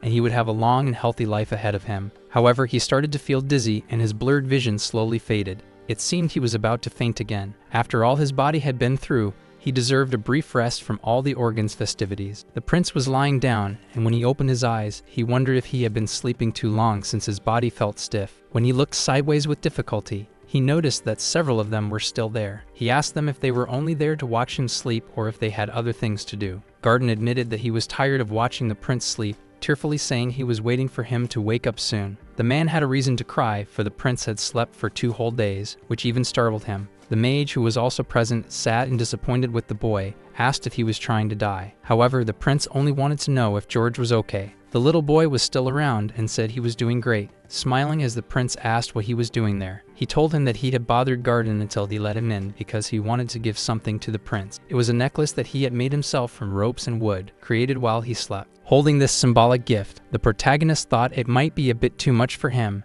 He only saved him because he wanted to live longer. Yet the little boy said he wanted to become a good person. He wanted to help others just as the prince did. Even if the protagonist tried not to be touched by the child's words, he simply held the necklace, saying it was well made, trying not to show his feelings. Even so, he thanked the little boy, telling him that it was the best reward he had received. Seeing George well had been the best part. Trying to hide his emotions, he told everyone that he was tired and needed to rest a bit more. With that, he managed to have them all leave. The child, as he left, still managed to wave goodbye to the prince. The protagonist returned the gesture so the child would feel better as the door closed, and he kept holding the cord, looking and thinking about who could wear such a thing. Since it was quite simple and had no jewels, he thought he would just go to sleep. Nevertheless, he put on the necklace before going to sleep, and it seemed like something was happening. In the village, in a simple house, the son returns and surprises his mother. He arrived suddenly, saying he was on leave, so he had come home. With the leave-in backpack, he said it was something special. His mother asked if the crown prince had suddenly given him 5 days of leave. The father wanted to know how the prince's health was these days. The young man replied that he was much better compared to before. He also told the family that the prince had been doing strange things lately, and he showed his parents the pamphlet that the prince had handed out. Everyone looked shocked. Those pamphlets were not only in that house, they were everywhere in the kingdom.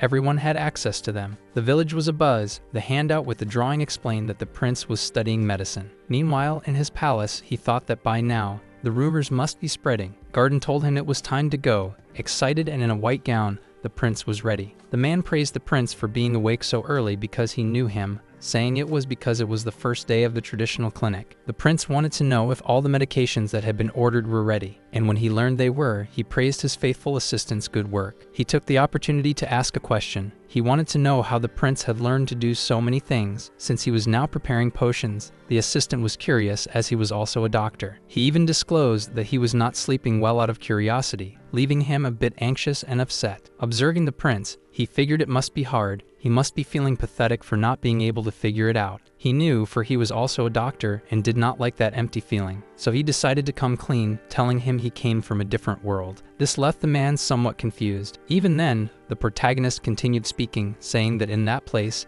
he was the prince. But in reality, he was just a regular person named Li Han. He explained his other half made a living through traditional medicine techniques, and that was what he had been doing. However, the man took offense, thinking the prince was joking with him. In his head, the prince said that's why he decided to tell the truth, yet the man said he would be very upset if he continued like that. And for the first time, he yelled at the prince, exclaiming he should stop playing around and get serious because he also wanted to be a doctor. Still, the prince told him he was already doing the same thing. He was also a doctor. Wanting to change the subject, the protagonist said he had enough of the discussion and it was better to leave. In his thoughts, he felt he had only come this far because of his loyal friend acting as his shield. He was rooting to have several customers and not just a bunch of flies in an empty place. And when he got to the window, all brazen, he opened it and bellowed that everyone was welcome to traditional medicine. But when he looked, only his voice echoed. The courtyard was in eerie silence and emptiness, just like the prince's face, which grew very sad. Trembling, he could hardly understand why there was nobody. Garden drew the prince's attention for him to look at one place. He said to him to look down, and when he did, his eyes went wide. He was saved. There were so many people that some began to push others and even attempted to cut in line. Now he was content, for his first day was quite busy. Several wanted the prince's attention as he now filled the role of a doctor. Amid all this, Garden was wondering what he should do to be of help. He was directed to prepare a scent and to keep an eye on who needed the most aid. The protagonist noticed that the nurse's system was still quite disorganized. It would take a while to coordinate everything. The system window showed that he had gained enough experience while treating multiple patients. Some skills leveled up. The internal organs were joining in the pulse reading, and it seemed that everyone was in sync and quite enthusiastic. The lungs and even the heart were interacting while the liver requested all the others to recover. He believed that many of them would encounter just a few grandpas and grandmas. The system announced that the internal organs consultation was available and all of them started to diagnose. Now, with the internal organs working in conjunction with the protagonist, he was quite excited. With that, his diagnosis would be increasingly accurate. An error would be nearly impossible. Some diagnoses indicated that patients should stop consuming alcoholic beverages. There was one challenging case where a man claimed he couldn't eat unless he had alcohol. Sometimes he had to use his authority as prince to convince some stubborn patients. After hours of work, he had finally finished. A maid apologized for a medication mix-up, but it was understandable. She had been in the role of nurse for a short while, without even knowing she was called that. The protagonist missed the two tough nurses who really got the job done. However, Garden came across a patient who needed urgent care and was even being carried. It was a woman, someone's mother, who was very sick, and the son was pleading for care. He reported that her fever was alarmingly high, and the protagonist wanted to know how long she had been like this. He said it started in the afternoon. Before that, the lady was fine. He said she began feeling cold in the afternoon, and over time, it got worse. The prince discovered that this was a disease that had decimated 40,000 soldiers in Napoleon's time. It was an epidemic typhoid fever, an acute and fatal fever caused by infection of the Rickettsia bacteria. The liver was the one to make that diagnosis, having seen the bacteria lodged in the old woman. With the liver's diagnosis, the protagonist turned pale and sweaty. He asked when was the last time this patient had a bath. The son found the prince's question strange, but he needed to know to better understand the situation. And when the son said she had bathed yesterday, the prince also found it strange. That was when the son revealed that his mother had a habit of bathing in warm water every day. Now it seemed unusual to the protagonist that someone who took frequent baths would have contracted the epidemic fever. Then he asked about the house, specifically the state of the bed, which was always clean and tidy. He wanted to know if there was a chance of lice or fleas. He also wanted to know if she had recently been in a place where she could have come in contact with these parasites. That's when the son recalled that, 15 days ago, she likely traveled by carriage, and when it broke down, she spent the night at a farmer's house. On that occasion, the farming couple allowed her to sleep in their bed. For the protagonist, the event was beginning to make sense. It had been 15 days and she now had a fever. The symptoms lined up perfectly with the epidemic fever. So the prince explained that it was in that place that she had been infected. He stated that the woman was ill with the epidemic fever. It was something very serious. Because of her advanced age and high fever, her case was serious. As a doctor, he knew the patient could develop pneumonia or even have parts of the body necrotic. For this reason, he asked for everyone's attention. He wanted them to listen well to what he was going to say. The nurses should remove the woman's clothes, then wash her body with clean towels soaked in hot water. Only then should they put clean clothes on the patient. He also ordered they burn the bed clothes she was using at that moment. After they were done, everyone should bathe and burn the clothes they were wearing. In a very serious manner, he warned that if anyone disobeyed any of the orders, they would be fired and would face severe punishment. The son should also take a bath, burn his clothes, and send someone to tell her family about this. Seeing that everyone was very quiet, the prince shouted for them to move as quickly as possible. A short time later, he was in the kitchen preparing a medicinal soup with strong roots. He knew a root soup was great for reducing fever. It was a soothing brew made from a powerful, strong root. Approaching the patient, he told her this remedy would make her feel better, but encouraged her to drink it slowly. One nurse stayed by her side at all times with cold compresses to reduce the fever. Meanwhile, another tried to offer the soup of strong roots. At all times, there was a nurse monitoring her progress, but it availed nothing. The protagonist was instructing the nurses to attend to her. This had been going on for 3 days, and they were operating in 8-hour shifts. The problem was that the woman was not improving. Her condition remained poor due to the fever. The soup was not doing the job. He felt the balance between yin and yang was completely off. The protagonist was thinking about a medicinal herb that could rejuvenate the energy of the yin. Something special needed to be done. He was angry with all of the organs, as none of them could offer an interesting idea. Neither of them could come up with anything in that place, so he asked Mr. Garten to prepare a carriage. He was referring to the palace's secret vault, which contained all types of rare treasures and artifacts. He could not be certain, but he believed the best chances of finding such an herb would be there. However, only the emperor had access to the vault. Still, as the crown prince, he thought that if he asked for help, maybe his father would agree to assist him. When he reached the emperor, he spoke with him as usual. His father wanted to know why he was there at that hour,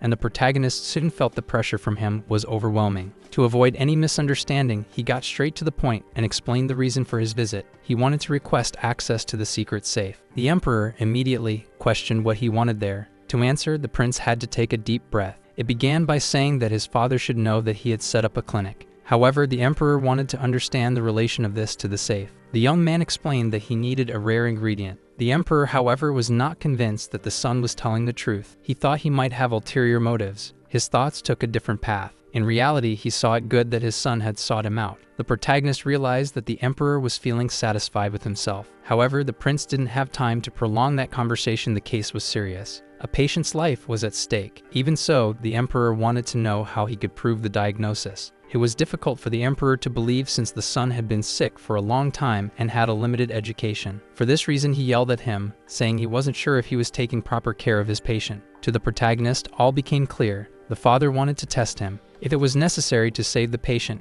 he would accept playing that game as long as it was quick. The emperor was straightforward and said yes. It would be a simple test. The captain of the Royal Knights, Roberto, had been ill recently. If the prince could correctly diagnose his condition, he would have access to the safe. Quickly, the prince took the soldier's pulse to examine him. The emperor watched in disbelief, thinking it impossible for him to diagnose anything. After all, only 3 people knew the captain's real condition: he himself, his wife, and the emperor. However, without hesitation, the young prince said that the soldier's disease was just baldness. This left both the patient and the emperor dumbfounded. After all, baldness was an unexpected diagnosis. Still trying to confront him, the emperor pointed out that the man had a head full of hair. How could he suffer from baldness? Quickly, the prince, with his innocent expression, pulled a sizable wig off the soldier, leaving the man exposed and in tears. Mentally, the captain wanted to curse everyone for that humiliating moment. Now the emperor could no longer contest him. He was impressed with his son. Meanwhile, the soldier was inconsolable. The protagonist called Damien to accompany him to the safe. The ex-gladiator's only concern was knowing if it had been hard to pull that wig off the soldier. Upon reaching the palace's secret safe, they were amazed. Meanwhile, the emperor was trying to console his loyal squire and guard chief. When the guards of the safe saw the prince, they immediately kneeled, bowing to him. He would need to bring a special pass that would allow him entry. It was like an access key. If he didn't have this pass, the safe's magic would react and be activated against him. Plus, he could not exceed the permitted time. If he stayed beyond the set time, he would be automatically eliminated. He was informed that he could remain in the safe until dawn. This scared him, as he knew he only had a few hours. Calling his loyal squire, he shouted for him to be quick. The guard, seeing the prince run out, asked him to stop. There were 3 entrances, a moderate, advanced, and a basic one. The prince, realizing he had done something wrong, apologized. Maybe he had been rash. The emperor had given him access only to the basic area and allowed him to take only one item. The prince was devastated when he heard this. The father, in turn, was upset, thinking that his son was complaining. No matter how much he tried to argue with the emperor, there was no way. He was extremely stubborn and soon realized that the son was quite shameless. The prince left there shaking his head, as he knew the emperor would not yield and didn't know if he really wanted to help him. He decided that from now on, it would be better not to depend on him, unless it was of extreme urgency. Now he could only enter the basic area since access to other areas was denied. However, upon entering and seeing so many things, he realized that he would have to pull an all-nighter there. Soon, the hourglass began counting the time. He alerted Damien that they needed to find the correct item quickly, but the lad had no idea how they would do this. The prince explained that they were looking for something cold, a reagent or a magic ball imbued with the property of ice. If they found something similar, they should mark the location for later checking. They decided to split up to cover a larger area. While the hourglass timed it, decreasing more and more, the prince hurried in search for the item. In the end, time was not in his favor. There were many things to see and little time to examine everything. After a while, when they met, the prince asked if Damien had recorded the information as requested. Damien just handed over a piece of paper. The problem was that the prince didn't understand what he had written. They searched as much as they could, but it seemed they wouldn't find the right item. However, a detail that Damien noted caught the prince's attention. He decided to check it out. It seemed like an old campaign for a bar, but the core at the center of the piece shifted the mana and manifested an ice shield. When touching it, he noticed it was cool when the user imbued mana into it. An ice shield would form. He realized that the amount of mana needed to activate the shield was minimal. This reminded him of the icy baths he used to take to cure hangovers quickly. In no time, he was able to manage the item and use it properly. The shield was large, yet extremely light and very cold. He was very happy, as he could now treat the sick woman. He told his esteemed friend that he would need more help. Immediately, Damien stepped up. However, the prince said they would talk about that later. First, he needed to recover his bonus HP. Upon seeing the prince leave, the guard asked which item he had chosen. He thought it was a long sword. However, the prince scolded him for assuming he would have chosen a sword. Putting on a show, he said he was disappointed. Meanwhile, he himself was covered in items. Eduardo then warned that he could not take everything he had picked up. Elsewhere, as Garden was woken by some voices, he looked out the window and saw the two arguing. He was pleased to see the prince had returned. In addition, he was happy to see that lately, he and Damien had been getting along well. Initially, Garden thought that Damien was a tough, inflexible person. However, the former gladiator had proven to be a great protector for his highness. Considering the prince had been sick all his life, it was now comforting to see him have a friend like Damien. Garden felt he could entrust the prince's safety in the hands of that man, as the two seemed to have developed a genuine friendship. Meanwhile, the protagonist was eager to test the newly acquired ice shield. Damien had the mission of testing it by cutting it with his sword. For this, he jumped high and delivered a powerful blow in one go. However, Garden did not know about the duo's plan. Upon seeing the scene, he thought that the former gladiator was attacking the prince in an act of treachery. A few minutes before Garden misinterpreted things, the two were talking, and the prince was explaining that he was about to say something important, as the young man looked at him with admiration, for he knew that he had a pure heart and sought to help needy patients. For this reason, he would follow any order that he was given,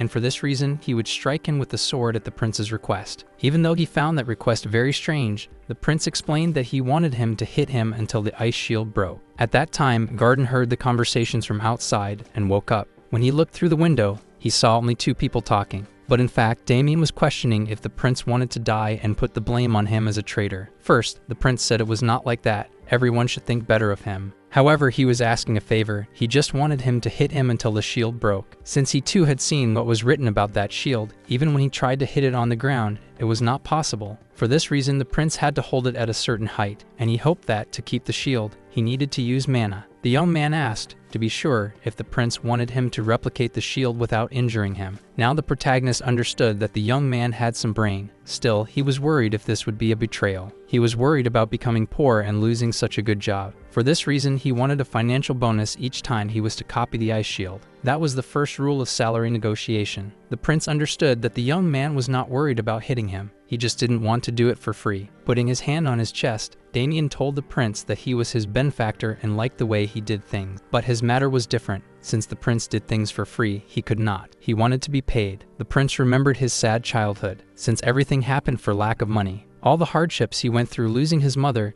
getting a curse mark, and having to fight forever. Even in the original work, his life was quite miserable. And just for that, he accepted and that's why he hugged him and said he was shameless, but he would be paid. They agreed he would receive a day's wage for each hit, so the young man would be more eager to strike him as many times as necessary. Meanwhile, he was holding the shield, and the young man was preparing to attack. However, he was still talking about payment. He prepared his best shot and threw it with all his might at the prince, and at that exact moment, a teapot and 2 cups flew up. Garden couldn't believe what he was seeing. The prince had been betrayed by the one he thought was his friend. That old man was about to have an attack, and hence, he fainted from disappointment. The young man continued to mimic the barrier that the prince was holding. Each time, he was adjusting the strength he used in his strikes. And the harder the strike, the more difficult it was for the prince to hold on, and by the second time, he already feared even before being struck. Now with the strength measured just right, he struck hard again, making it quite difficult for the protagonist to hold the shield. Still, he couldn't break it.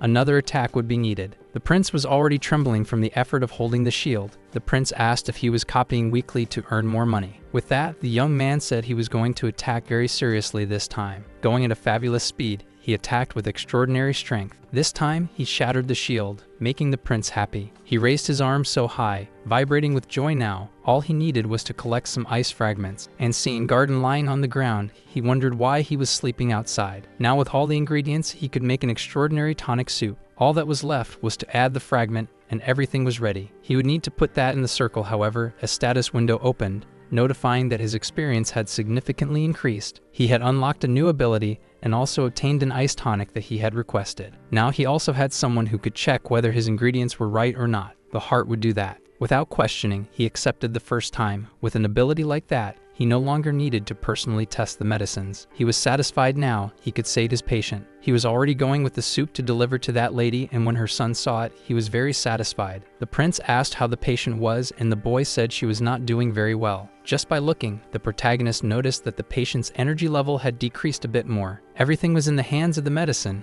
He needed it to work. Kindly, he asked the madame to drink the medicine. It was bitter, but it would be good for her. To make her drink, he chatted a little with the son, and he spent the night taking care of that lady, personally observing and preparing more soup. So 10 days passed, and nobody could believe what was happening. He was making medicines and giving them himself to that patient. Everyone noticed that now he was a completely different person. Garden, as always, cried at the thought that the prince had grown up and was now a kind-hearted person. Many of the servants held the same opinion, thinking that the prince was very good, unbeknownst to him, benefiting himself. The protagonist had put up with all of that, but he was tired and did all this for the good of the reward. He was informed by the status window that his relentless effort for the well-being of the patient set an example. He improved his skills and earned a title. Now angels sang for him. The title had a bonus effect. The skill effect increased by 1.5. The final result was 8 more days. He was currently looking at 146 days. For him, it was great, but he was too tired to celebrate. Nevertheless, he found it incredible that he could get much more life bonus. He had respect, praise, and applause from many people. Now that his patient was cured,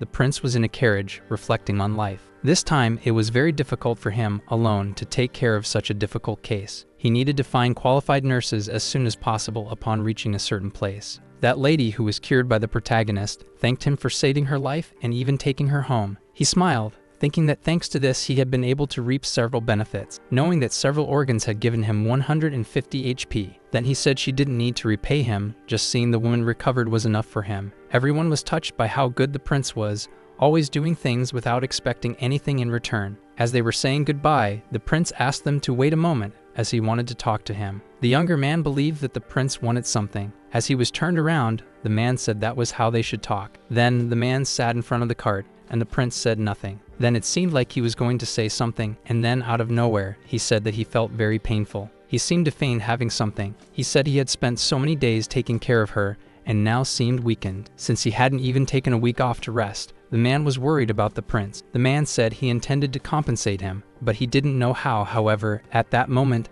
the prince stated he did not charge for the treatments. Even so, the man insisted, wanting to repay the kindness in some way. The prince smiled and could not believe it. Then he said that he could accept something from him. As he was not his patient, the man agreed. The protagonist mentioned that from what he had heard, he was an artist. Therefore, he wanted the man to work with him on something. And a few days after that conversation, already in the border square, everyone seemed to be commenting on something. It was the crown prince looking for employees. And at the fair, the name began to spread that the prince needed employees, having been unemployed for 5 years, and took the opportunity to collect the 2 months of late rent. Running, the man said he would just go to get the money. Meanwhile, a mysterious person, hooded, eating an apple, passed by him. The person seemed to be interested in the subject. That mysterious woman climbed a few steps. It seemed that everyone was going to the same place. Meanwhile, the prince was getting greetings for that man becoming a real artist. However, the man's face did not seem satisfied. That man was an artist of paintings, and he made several of the prints. Various people started going to see the oil paintings on canvas, and thus, the employee recruitment was a success. While many were in that queue just for the money, there were others who were really fond of that profession. Meanwhile, the mysterious woman, still hooded in black clothes, was in the middle of the crowd. The prince was even drooling from happiness. He tried to disguise his immense joy. He planned to find many nurses to treat various patients in the palace. That's why he was so radiant with joy, wanting his life bonus to increase quickly. Damien thought the prince was unbelievable, but since he paid well, he accepted all that strange situation. 7 days had passed since all that euphoria. They were about to start the first task of the selection test. The prince had found someone to announce the results publicly. This person announced that the result would be out the next week. The person seemed quite enthusiastic about reporting all the facts, as this was how the prince wanted things to go. The feeling several had at that place was that that man had been presenting that competition for days. Everyone already seemed tired, but they should be divided into 5 groups of 50 people for the test. They would all start from one place and should go as fast as possible to the main building. Only the first 10 people from each group to arrive would be interviewed. The question was,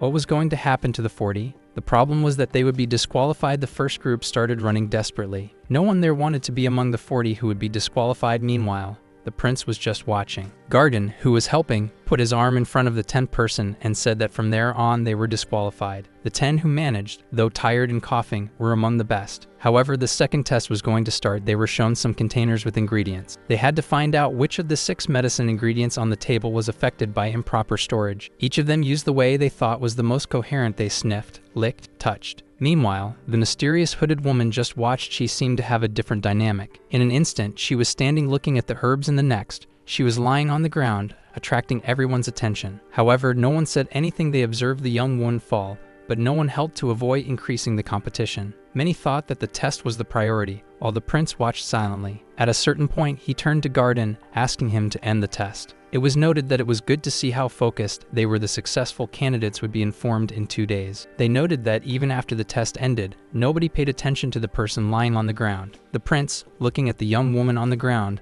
said that the person could stand up now. Who was hiding under that hood, pretending to be a normal person, was Damien. He had managed to trick all the people who were there. However, the prince said he was worried. He thought his drama went too far. He pretended to be the guy fainting and said that this was how they should have acted. Garden was already in tears, seeing how natural the prince's fainting act was. The biggest embarrassment of that performance was realizing that he had been able to see beyond the candidates, and everyone had failed. What the prince's special bodyguard understood was that their character quality was more important. They continued with the acting, using other people for pretend. In Group 2, no one passed. The same happened with Group 3. Group 4 also had no one. The prince was already becoming desperate, as none of those people cared about someone in collapse. More candidates were still to come, yet he didn't know what to do. As he wrestled with his thoughts, he overheard the guard arguing with someone wishing to take the test. The prince observed the guard insisting that this individual was not human, while the person fought to affirm otherwise. Intrigued, the prince desired to know why the guard was preventing someone from entering when they didn't even have enough candidates. He rolled up his sleeves. Determined, he would resolve the issue himself regardless of whether the person was human or not. Nonetheless, he noticed that the woman was a werewolf, yet peculiarly, she lacked a tail. It was mentioned that he only missed it due to the trousers she was wearing, but undeniably, she was a werewolf. Damien supposed that even Chris, if lost, would be a bit repugnant when it came to werewolves and their transformation abilities. Their strength, impressively inhuman in degree,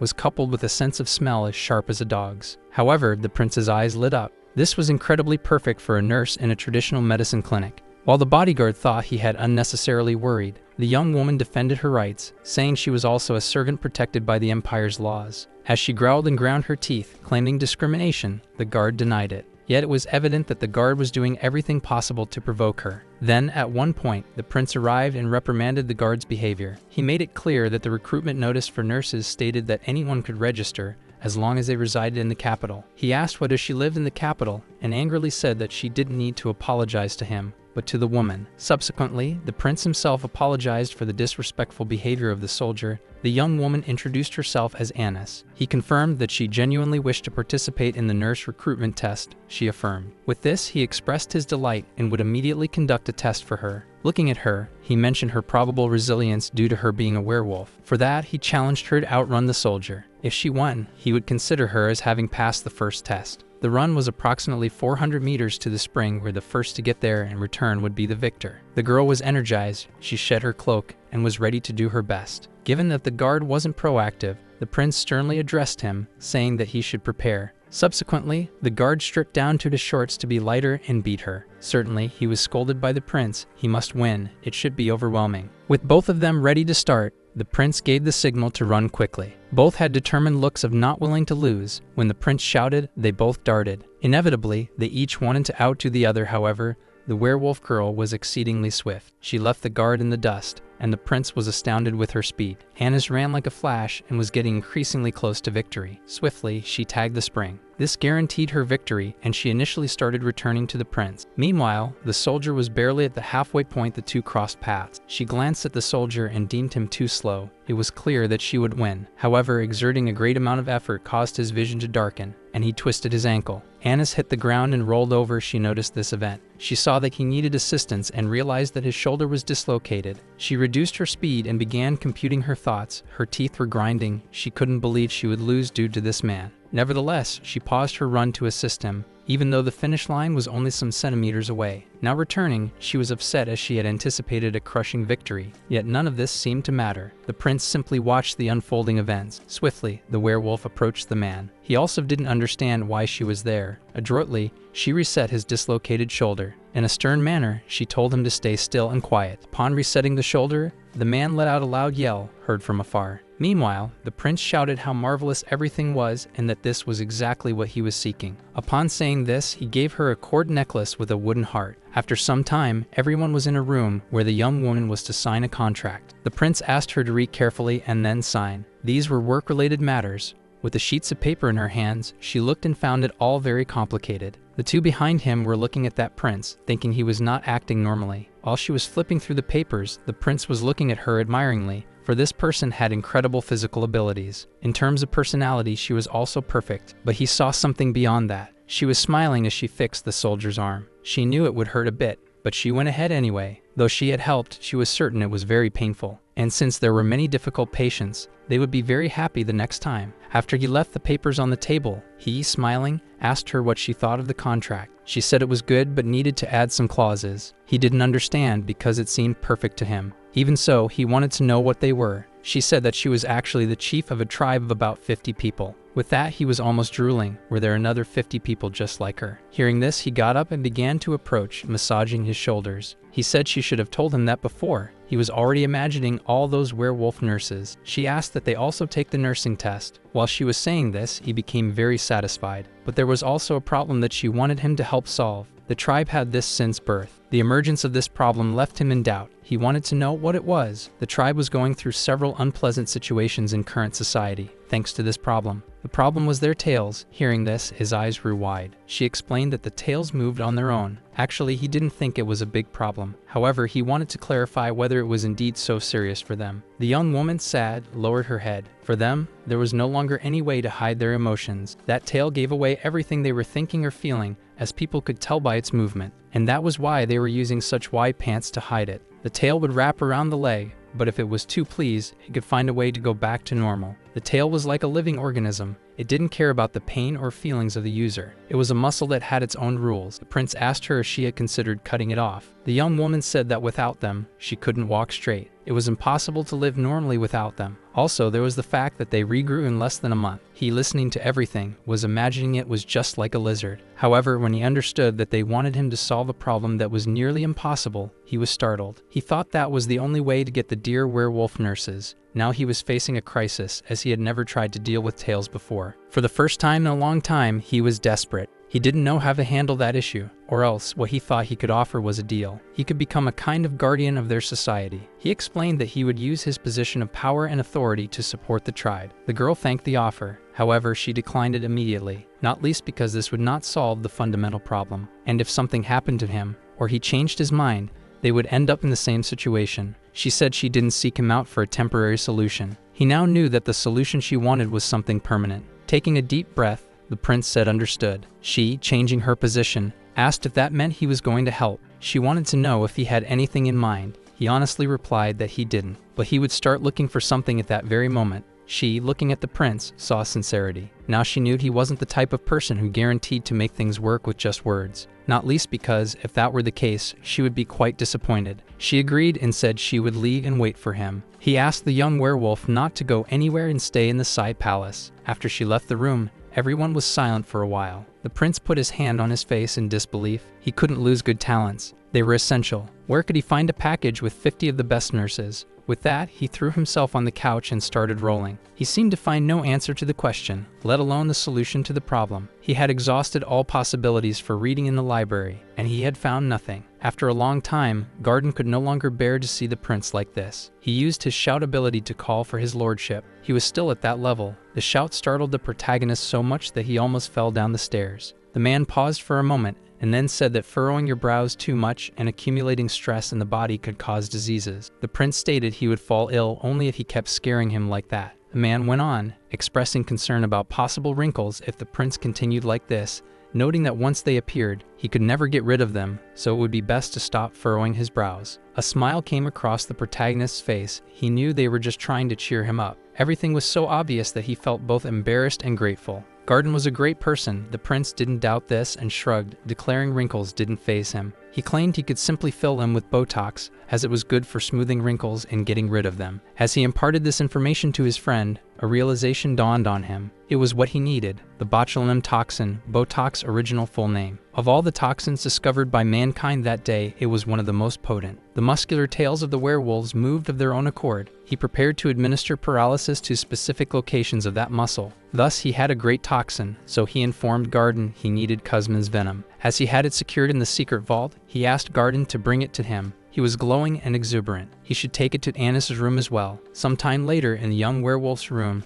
she was doing push-ups to stay active. She heard something and looked at the door. The men were there, and it was quite late. The prince, pushing her back inside, claimed he had a solution. He believed he had two things to uncover. Firstly, the location where the procedure should be applied. That's why he placed his hands on her back. He understood now as he saw the flow within her body. And as he had thought, it differed from humans. Aside from the receptacle location's whereabouts, the difference wasn't as significant as he had anticipated. Acupuncture points were further apart than in humans, and in between, there was something humans didn't have. It seemed like a completely new blood vessel leading to the tail. He decided to refrain from saying anything more. In short, she was human-like, which is why he requested her to transform into a wolf in his presence. She found this request odd, though he claimed it was to identify the acupuncture points. For this cause, she took a deep breath, attempting to concentrate, and in the following minutes, her transformation began. In the next minute, she was a werewolf, complete with the tail that had troubled her. Even though she was significantly taller than the prince, he remarked she hadn't grown as much as he thought. Then he told her she resembled a dog he once had. She didn't appreciate hearing that. He noticed that during the transformation, the young woman was growling. He theorized that she couldn't speak because of her mouth's altered structure. But he asked for her paw anyway, and she growled for real this time. Asked her to roll over, all excited, she did a few times. Seeing him happier, Garden just sighed and watched. After the prince examined the she-wolf, some time later he was alone in his office. He believed he had discovered the first part of the procedure. Now he needed to know how much venom he'd require. He also needed to know the venom's ingredients. For this, he would have to visit the prison and ask the mediator. Trouble is, the man wasn't trustworthy, but perhaps he could eat him and store it in the mana circle for testing. As soon as he put the venom capsule in his mouth, all his organs protested, for he was insane. They all united, seeming to plot something. The heart was outraged, as the protagonist had just ingested venom. The liver demanded to know who had handled detoxification. The liver was furious. The answer was easy, just summon the monster and hand over the venom to it immediately. Denying the status window's requests, the protagonist was in disbelief that they wanted him to feed the young monster's venom. They were all livid, as the prince was conducting tests on his own body, which they believed was going too far. The liver was the worst, screaming that there were monsters specialized in ingredient analysis, including venom. The protagonist found this information pleasing, but he had not known this before. He was surprised to learn that such a summoning was possible. It seemed too good to be true.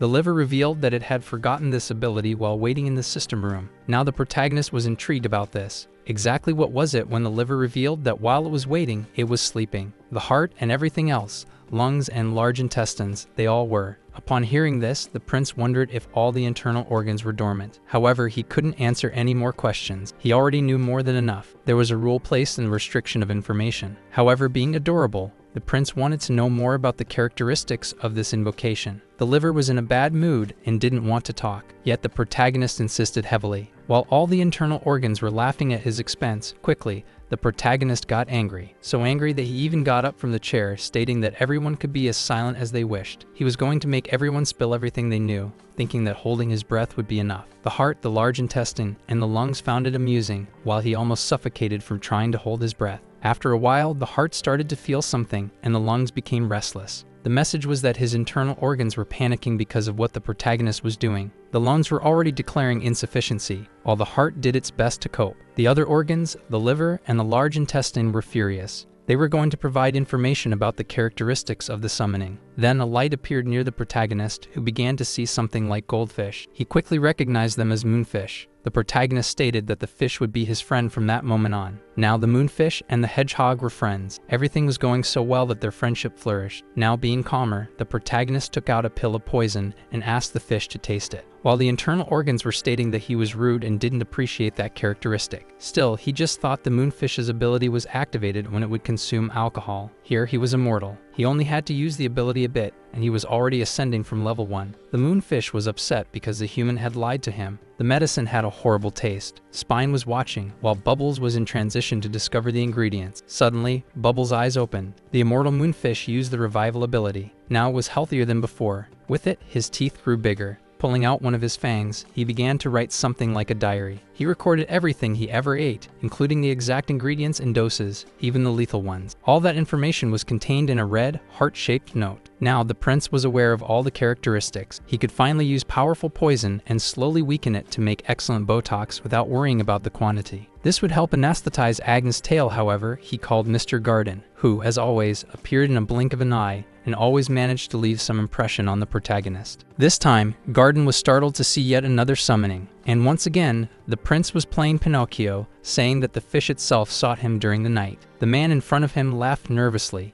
He couldn't show that he didn't believe any of the words heard. When asked why Garden was so smiley, he stated it was because the young man reminded him of a real estate promoter. The prince claimed to remember this person for being mentioned and having 5 summons. Piero Garden, very proud, stated that he was the one who laid the foundations of the empire. He was the most popular. Porinho, the protagonist, didn't want to chat any longer. He wanted the man to fetch Agnes straight away. After a while, Piero Garden was walking with Agnes in the corridor. However, the young woman was thoughtful. She knew that man was the crown prince, but she wasn't sure she could really fix something like that. The man in front of her noticed the young woman seemed anxious and smiling, said that very thing. The young woman got startled. She thought he was saying that simply because he had spotted signs of her tail. At that comment, the man was taken aback and apologized for making her uncomfortable. However, she wasn't that embarrassed. She simply used it as an excuse not to have to keep talking. She stated that it was okay, as she was used to that kind of thing, and moreover, they had not been officially introduced yet. With that, the two shook hands and introduced themselves. The man asked if he could give her a piece of advice. He asked her not to be surprised depending on the treatment the crown prince suggested. Piero was afraid that when the prince told her about the treatment method, she would think he was crazy. She didn't say anything, however, she kept wondering which treatment method could be so unconventional.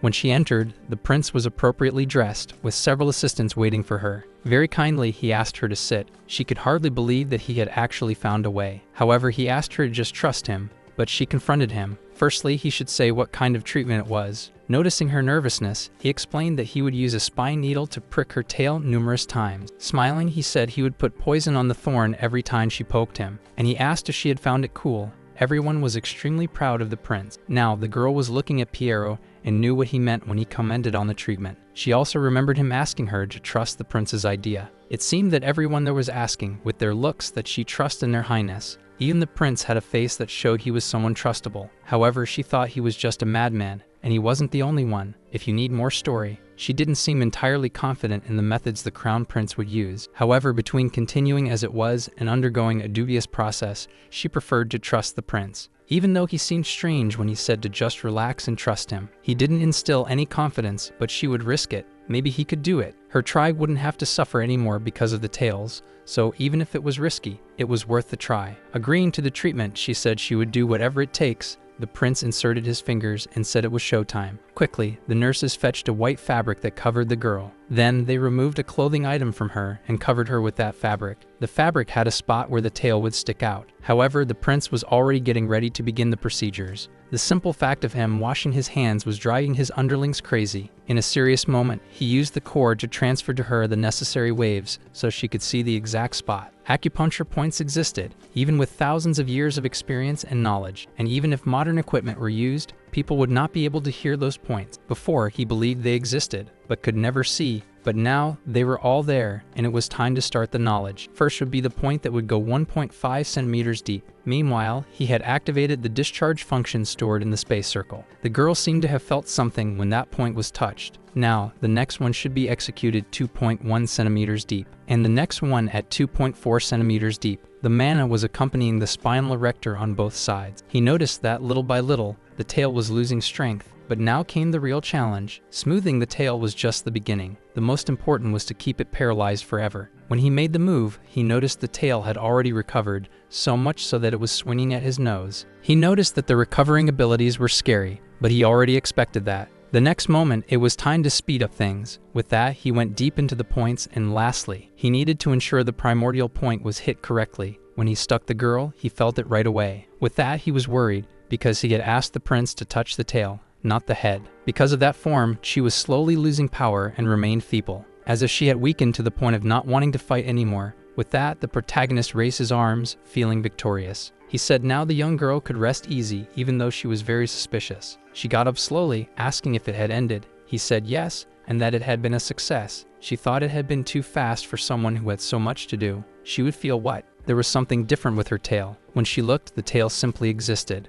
But it didn't bother. She thought the tail was just curled up because she was nervous, but she felt it was not moving. The protagonist told her that he had tricked the nerves of the body and paralyzed the tail permanently. He told her that, from then on, it would be the little toe that would move instead of the tail. He told her that now the little toe would be as if it were the tail. Everyone smiled and applauded that prince. She was apparently quiet. Then her expression gradually changed until she started to clear. The protagonist thought that all the sadness and despair the werewolves had experienced, they wouldn't have to go through it again. In tears, she thanked him. He said she could stop with the thanks, for now it was over, and it was time to sign the contract. He asked her if she remembered the special Claudia, who had said she would bring the whole tribe there to take care of the tail. So laughing in a strange way, he asked her to sign this contract soon. Not even she was looking at him strangely, because she knew that Prince was not normal. After a while, the prince was just happiness. He laughed so much that he could no longer contain himself. Piero asked if he was really that happy. The prince, not even having a good time, was happy because everything was going well. Now he would have several perfect nurses. Those werewolves were exactly what he wanted. 50 boys working for him. The 50 werewolves learned basic nursing techniques and emergency treatments. They would also go through professional nursing classes, as well as ingredient differentiation classes. All the necessary training to administer a class in the hospital had been completed. One of the nurses approached the prince and mentioned that they were thinking about a new schedule for the shift. He listened to everything and thought they had a good idea. The clinic in the palace was working very well, and also he had already gotten used to his little fingers swinging.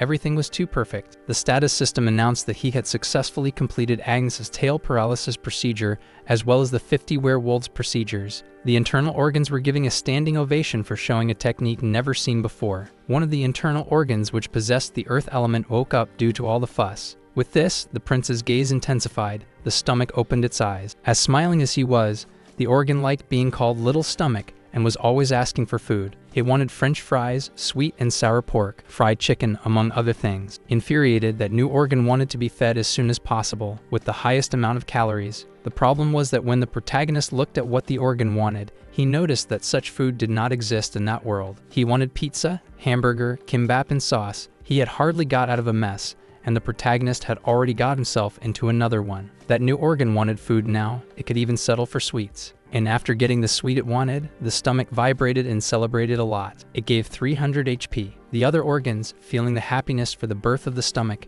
gave 1000 HP. He was satisfied because now his internal organs could offer more consultation money. After performing the procedure on the tail, his core technique had improved and leveled up. With this, the mana and the storage space in the expanded mana cycle had increased. With this, the prince was satisfied with a good amount of HP rewards in the morning. The protagonist was called because the patient in room number 6 was acting strangely. When he wanted to know what was wrong, he destroyed a nurse who said that the patient's body had a different smell.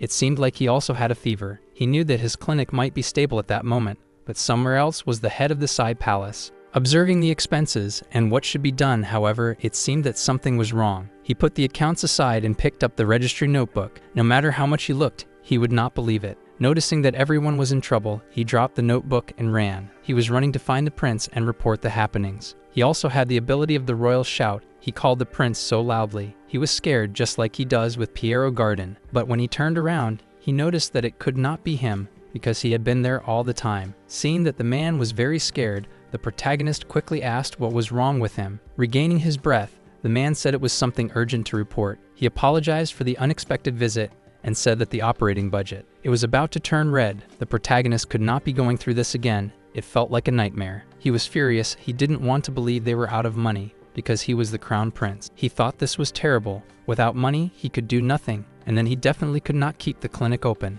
The first thing he did was ask the person in charge why they were in that condition. The man said it was because the prince himself had made big budget cuts at the Sai Palace last fall. He started screaming that Adrian was a careless lunatic. However, the person in charge was surprised. He himself did not remember. After the prince calmed down, they both sat down, and Pavard went into details about what was happening. The protagonist could not believe Adria had given up on himself. The protagonist was terrified because what the prince did before he took over that body was hurting him. The man tried to please the prince, saying that, in compensation, he was much healthier. However, the protagonist was so sad that nothing in the world could cheer him up. He couldn't be happy, since he was a crown prince without a penny. Now that he had fallen off the couch, he was on the ground throwing a tantrum. He couldn't believe he had come so far. Everything revolved around money. Lying down with arms and legs spread out, he looked at the ceiling and thought that, if this was what Raquel Adria Magentana wanted, he would fight. The protagonist even understood the reasoning that led the prince to do those things. He also knew that grumbling and complaining wouldn't change anything. That's why he sat on the floor after having an idea. He simply wanted to ask for more budget for the Sai Palace that year, but it wasn't allowed. Sad and shaken, he said that without money,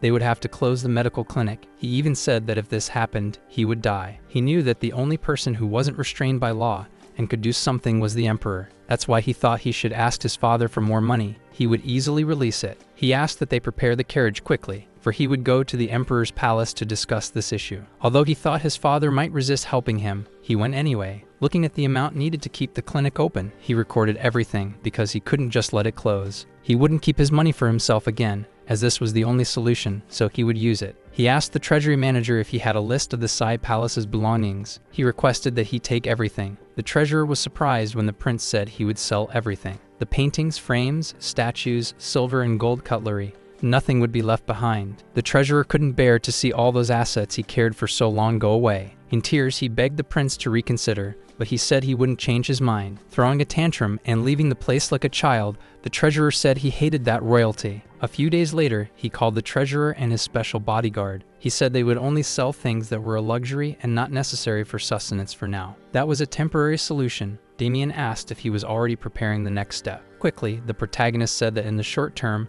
they had managed to allow them to breathe a little, but the situation was critical. If they couldn't build a strong and lasting fund, the funds would run out. The treasurer, in tears, said there was nothing else to be sold. The prince said he already knew that. And from that moment on, they would make medicines and sell them. He said that from that moment on, he would be the crown prince who sold medicines. In the square of that empire, they were talking about the news of the Sai Palace. They commented about the prince selling all the expensive and luxurious items. The news spread that it was for him to keep the traditional medicine clinic running. That's what everyone was saying. He had sold luxury items for money to continue caring for the patients. With this, he had won the admiration of many people, who thought the prince was really a wonderful person. Many people thought no one else would do that, even if they looked in all the kingdoms. Now they saw him as a miraculous person who brought light and prosperity to everyone, while in fact he was obsessed with making money and running a traditional clinic. With this, he could be happy and live long. The two asked him, as he wondered if he really wanted medicines. The treasurer said that if funds were the problem, instead, why not charge a small fee from the patients?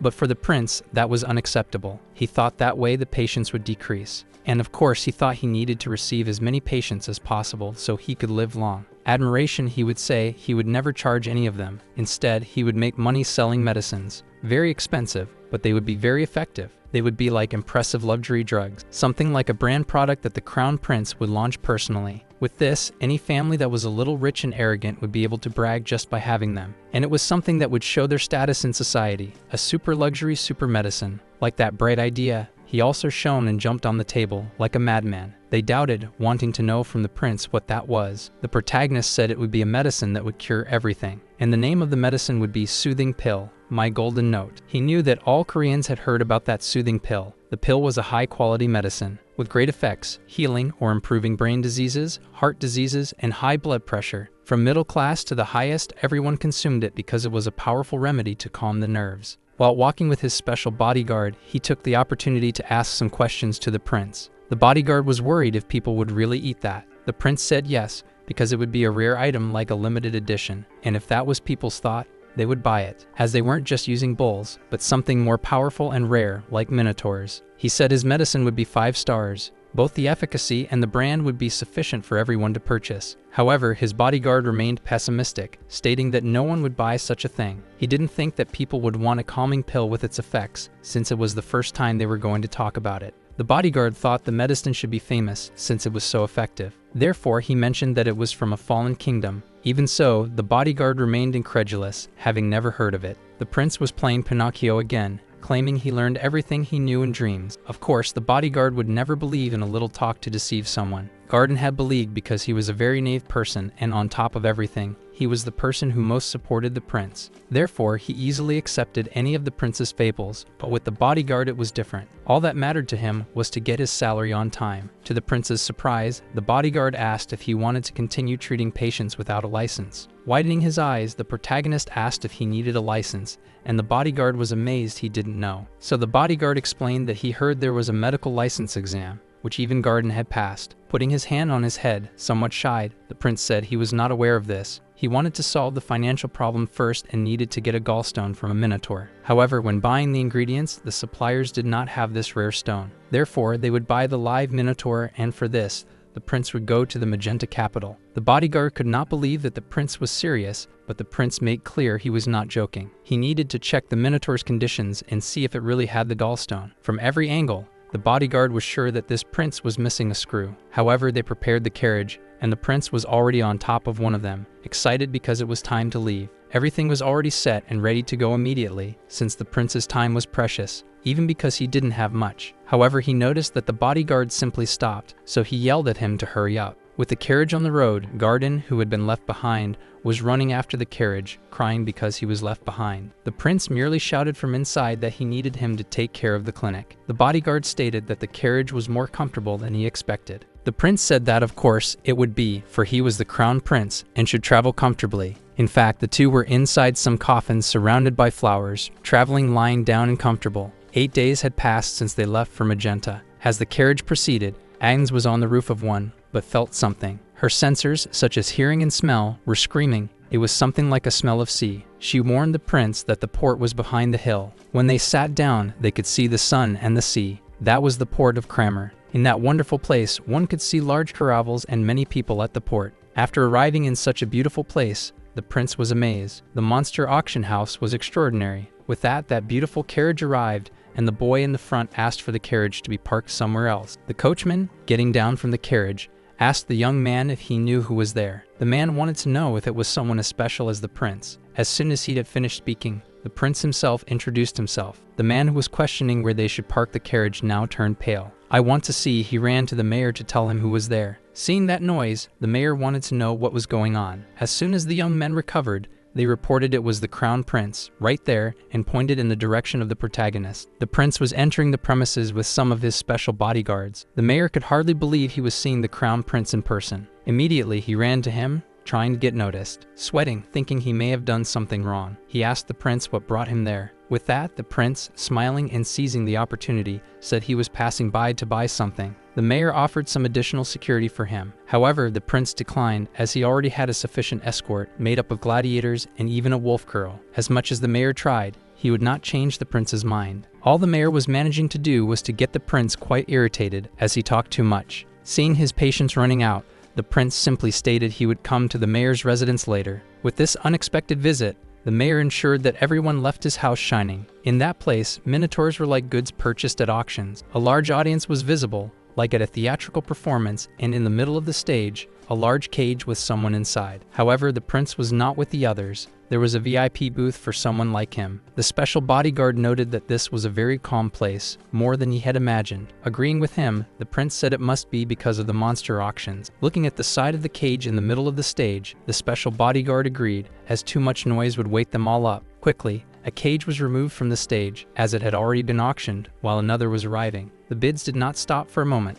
The buying and selling were going in a certain swing. Even so, the prince was tired, thinking that perhaps there were no minotaurs that day. Another carriage with trembling horses, because of the weight, was getting closer. They placed in the center of that stage a larger cage than the others. There was something enormous with horns and tusks. The animal bellowed very loudly, and when the prince looked at it, he thought it could make 100 servings of ox head soup, while the bodyguard thought that Minotaur could easily lift 30 tons in main weight exercises. The auction host said that this was the peak. A Minotaur, something that many people would like to acquire. It took 7 of the best hunting parties from the North Mountains working together to capture him. It was not advisable for display or reproduction. The prince thought he needed that Minotaur. The prince's eyes shone just by thinking he could take it. However, the initial bid was made in $50,000. The prince was discouraged at seeing the price. The amount was exorbitant. The bodyguard wanted to know if the prince had at least the starting amount. The prince said he had twice that. But that way it would quickly reach an extreme value, as everyone wanted the Minotaur. He knew he would never be able to buy something with so little money. Even if the amount he had was not small,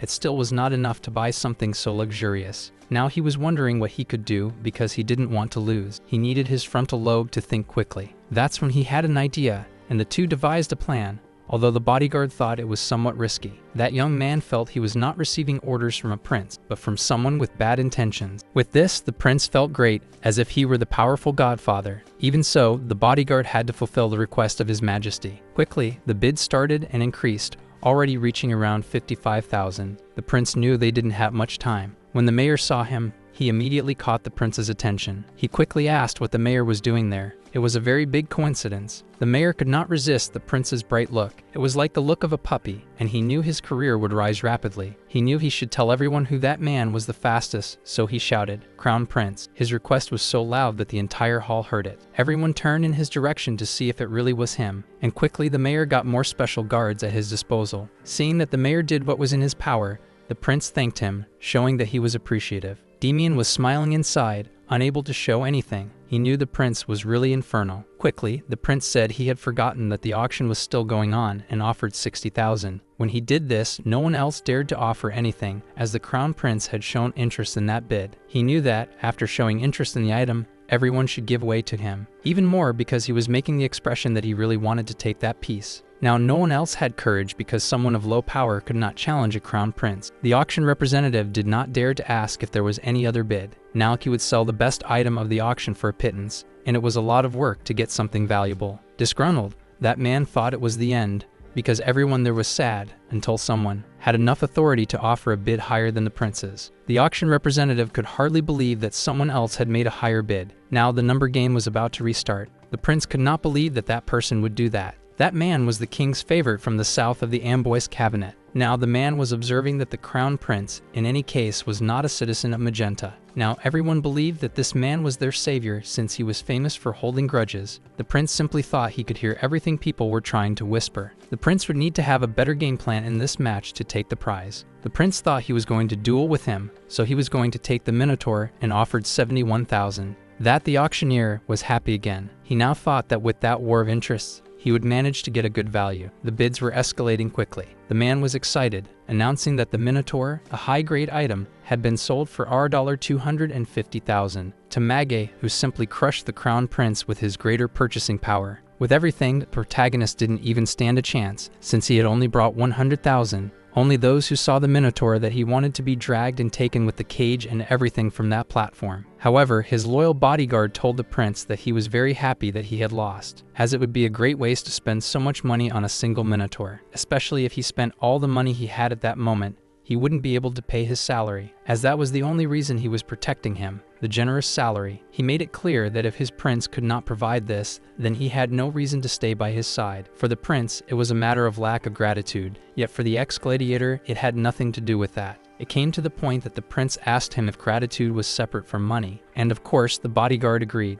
Even though the bodyguard had a bad temper, the prince knew that he was the real protagonist of the work he was reading, and that Damien had huge growth potential, especially if you thought that the strongest person in the universe was protecting him. However, he had to ensure that the two would have a peaceful life together. Only then would they be safe and sound. That, with a giggle, said that he didn't have to be upset. His salary would never be late. He said they would go to the mayor's house first, but the man didn't understand why the prince was in such a hurry, since the prince was very embarrassed about having lost, even using cheap tricks. When the auction winner looked, the prince was no longer there. Somewhere in a luxurious palace, that minotaur was kept in chains. His look was sad. He seemed drowsy, like someone just coming out of paralysis. The man who bought him was smiling, saying he was better than he imagined. He proudly told another person that he would have to see the face of the crown prince when he stole that piece from him. Now they could start the taxidermy process. They were going to stuff that animal. The two were discussing in front of the minotaur how he would be taxidermied. The man wanted something that would make his piece look grand, like a healthy and happy minotaur, because he would offer it to the king at his birthday feast. The guy in charge would do his best to make the minotaur look as grand as possible. He was discussing whether the necessary wizard for the taxidermy was there, but everything was fine. The other person came in saying that they should be busy, so he would start immediately. The wizard said he would eliminate the minotaur quickly and cleanly, and saying that, he began to fire energy at the animal. While he was undergoing that process, he remembered his family, wife, and son. He remembered how they were massacred by an army while they wanted to capture him. Then he was exhaled like any other animal, to finally exorcise him with disgusting magic. That gave him a great will to live and crush them. The pins that held that great monster were not enough to resist him. Even though the wizard was efficient and strong, he couldn't hold the minotaur back before he tore off the chains. Elsewhere, the prince was lying down as he was very tired and his body ached. The bodyguard said he had gone too far. His internal organs were also protesting for the same reason. But the prince was sure that the next day he would be able to buy the minotaur. When suddenly he got a big scare. There was desperate knocking at the door, asking him for help. Give one to the prince, who had a huge problem.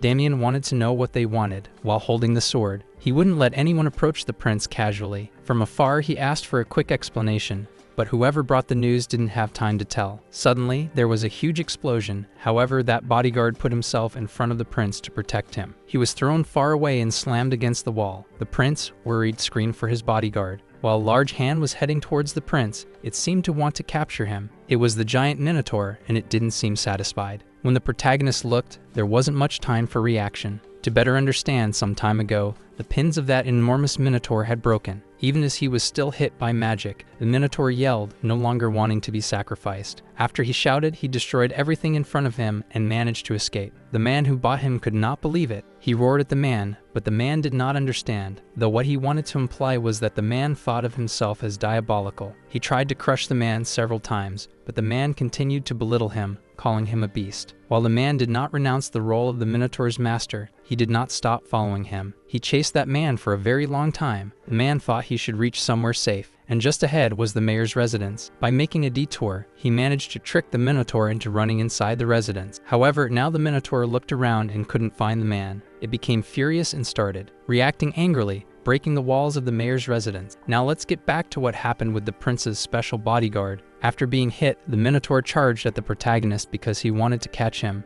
The prince noticed that it was the minotaur and shouted, but not out of anger, because he intended to acquire the minotaur. He didn't know why the minotaur was looking at him that way, but he had seen many eyes like those. Back when he was working in the clinic, he was very injured but had nothing to lean on. Those were patients' eyes. The minotaur recognized that guy. He had seen him in the auction hall. Now he was angry, thinking that he was just like the other and wanted to just turn him into some random statue. But it seemed like he didn't have enough strength to fight, and when he tried to punch the prince, somehow his special bodyguard managed to move and threw himself in front. The protagonist could hardly believe that even being thrown in that way, the bodyguard was there. Telling the prince to run, the protagonist thought that he couldn't die there. He had gone through a lot. But when he was about to run, he looked back and saw that the monster was very angry, and also saw his special bodyguard in front. He noticed that the minotaur was very fast and strong. If he got the bodyguard, he would be crushed. However, the minotaur's eye was following the prince. It was him he desired. To save his life, the bodyguard kicked the prince's stomach,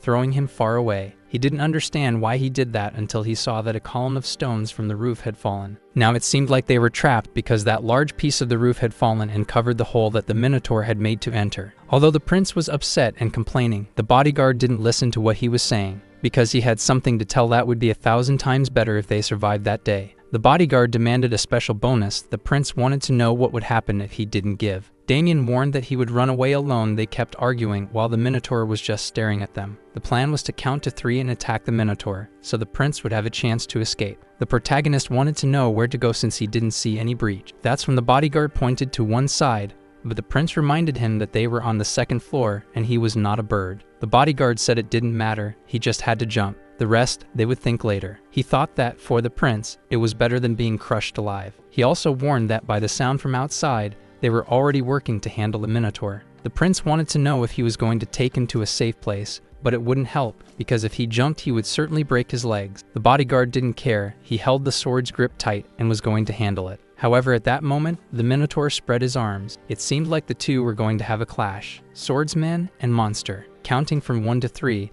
the bodyguard jumped up trying to attack towards the Minotaur. In the meantime, escaping, the prince complained that the bodyguard had counted too fast. Being hit by Damien's strike on that huge being, now he seemed to be feeling pain and didn't notice when the prince passed him by. Even while running, the prince thought that his life wasn't that good. However, as he leaped, the Minotaur spread his arms again, and the prince clung to his fur, being near. He noticed that the Minotaur needed help. It was as if a red alarm was sounding. With this, he began to scan the body of the king of the Minotaurs, Uru, who was male and 48 years old. Having been captured and constantly injected with tranquilizers, and due to the large-scale consumption of grains, his heart was in terrible condition, suffering from stable angina. His heart should have been in severe pain. If nothing was done, he could contract a heart infection and have a heart attack. He should have been out of control with pain. It had reached a point where even the protagonist felt pity for him. It happened quickly when the Minotaur began swinging his arms to remove the prince. He wanted to treat him, but couldn't. He couldn't just let go of his fur and fly. It was too high. The Minotaur had already raised one hand to hit the protagonist and remove him when he received yet another blow. Even aiming at the Minotaur's eye,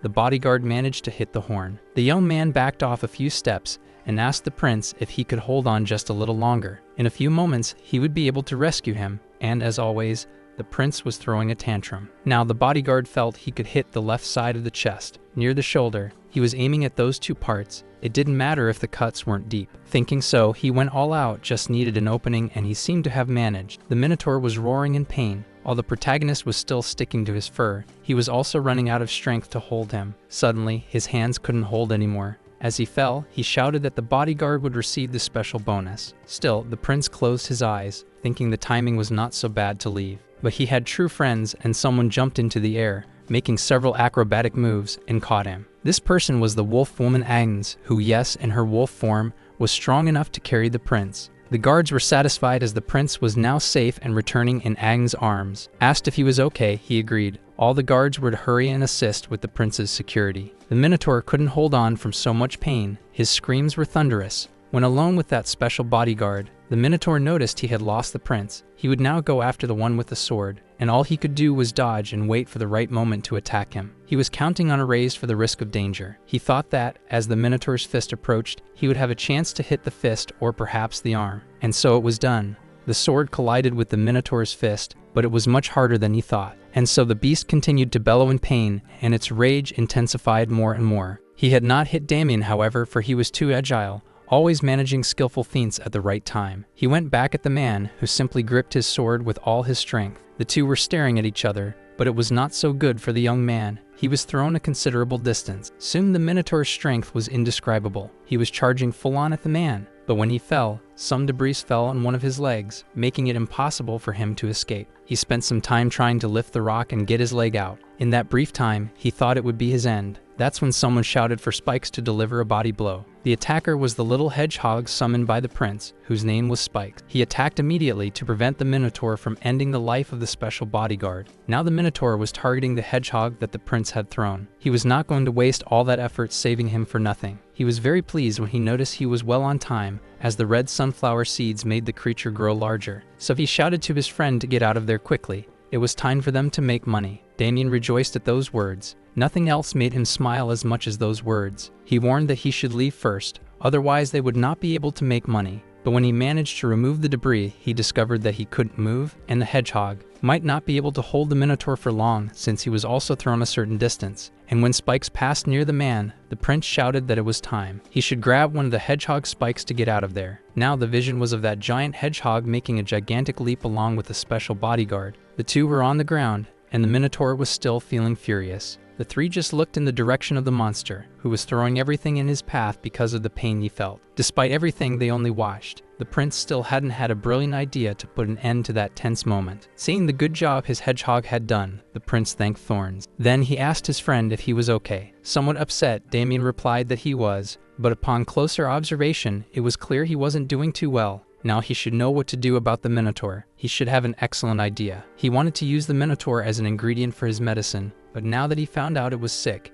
it became a matter of honor to cure it. First, they should get out of there, but the mayor quickly showed up saying they would be escorted. He intended to take the prince to the safest place in the city. They passed through the port, heading somewhere. As Damien's leg was still fractured, Thorns was gently carrying him on his back. The mayor pointed to a ship and said, if they used that boat, they could go out to sea. No matter how furious the Minotaur was, he wouldn't be able to touch the prince at sea. Boarding the ship and escaping wasn't a bad idea, but the protagonist hesitated. He looked back and asked the mayor if he wasn't going to get on. The mayor said he could not. Then the man wanted to know why. The mayor replied that this was the city he was responsible for. The safety and livelihood of many people were on his shoulders, and he simply couldn't run away from there. He was going to stay and command the guards, but asked the prince to go to a safe place. The prince now knew he had made a poor judgment about that man, who he initially thought was obsessed with making a living. Now he was questioning whether it was right to flee. The bodyguard was telling the prince they should flee as soon as possible. Damien said the prince didn't have to feel guilty. Everyone had their role to play. The prince agreed with this and saw that the mayor was fulfilling his role in protecting the city. His role as a prince was to protect and survive, to protect the imperial family. Quickly, the boat started to weigh anchor, and the prince bid farewell to the mainland. But he was startled when he saw the great Minotaur there at the gate. Nobody expected him to arrive so soon. He jumped with all his might from the platform, aiming to board the ship along with the protagonist, and so he did. Furious, ripping out the mast, the prince yelled for everyone to get down. The Minotaur was furious, trying to hit everyone. Therefore, the protagonist lay on the ground. Thought escaping was a priority, but realized there was no way, and now he could do nothing. His own internal organs were in danger, and he felt all the vibrations of fear. Everyone was very tense, for there were many organs, but the brain was not with them. Damien asked the prince to stay down, so he wouldn't take a hit. He asked the prince to stay close to the remains of the deck, very quiet. The prince thought it was risky to hide where he was staying. But all in all, the bodyguard was right, and the prince wanted to know what Damien would do. He just smiled and said he had many rewards to pick up from the prince after that day. That's why he needed to start work right away, even with the injured leg. The protagonist just watched and went to the place where the bodyguard had said. With everything, Damien seemed to have a plan, since he called Agnes for help. While she tried to hold the huge Minotaur,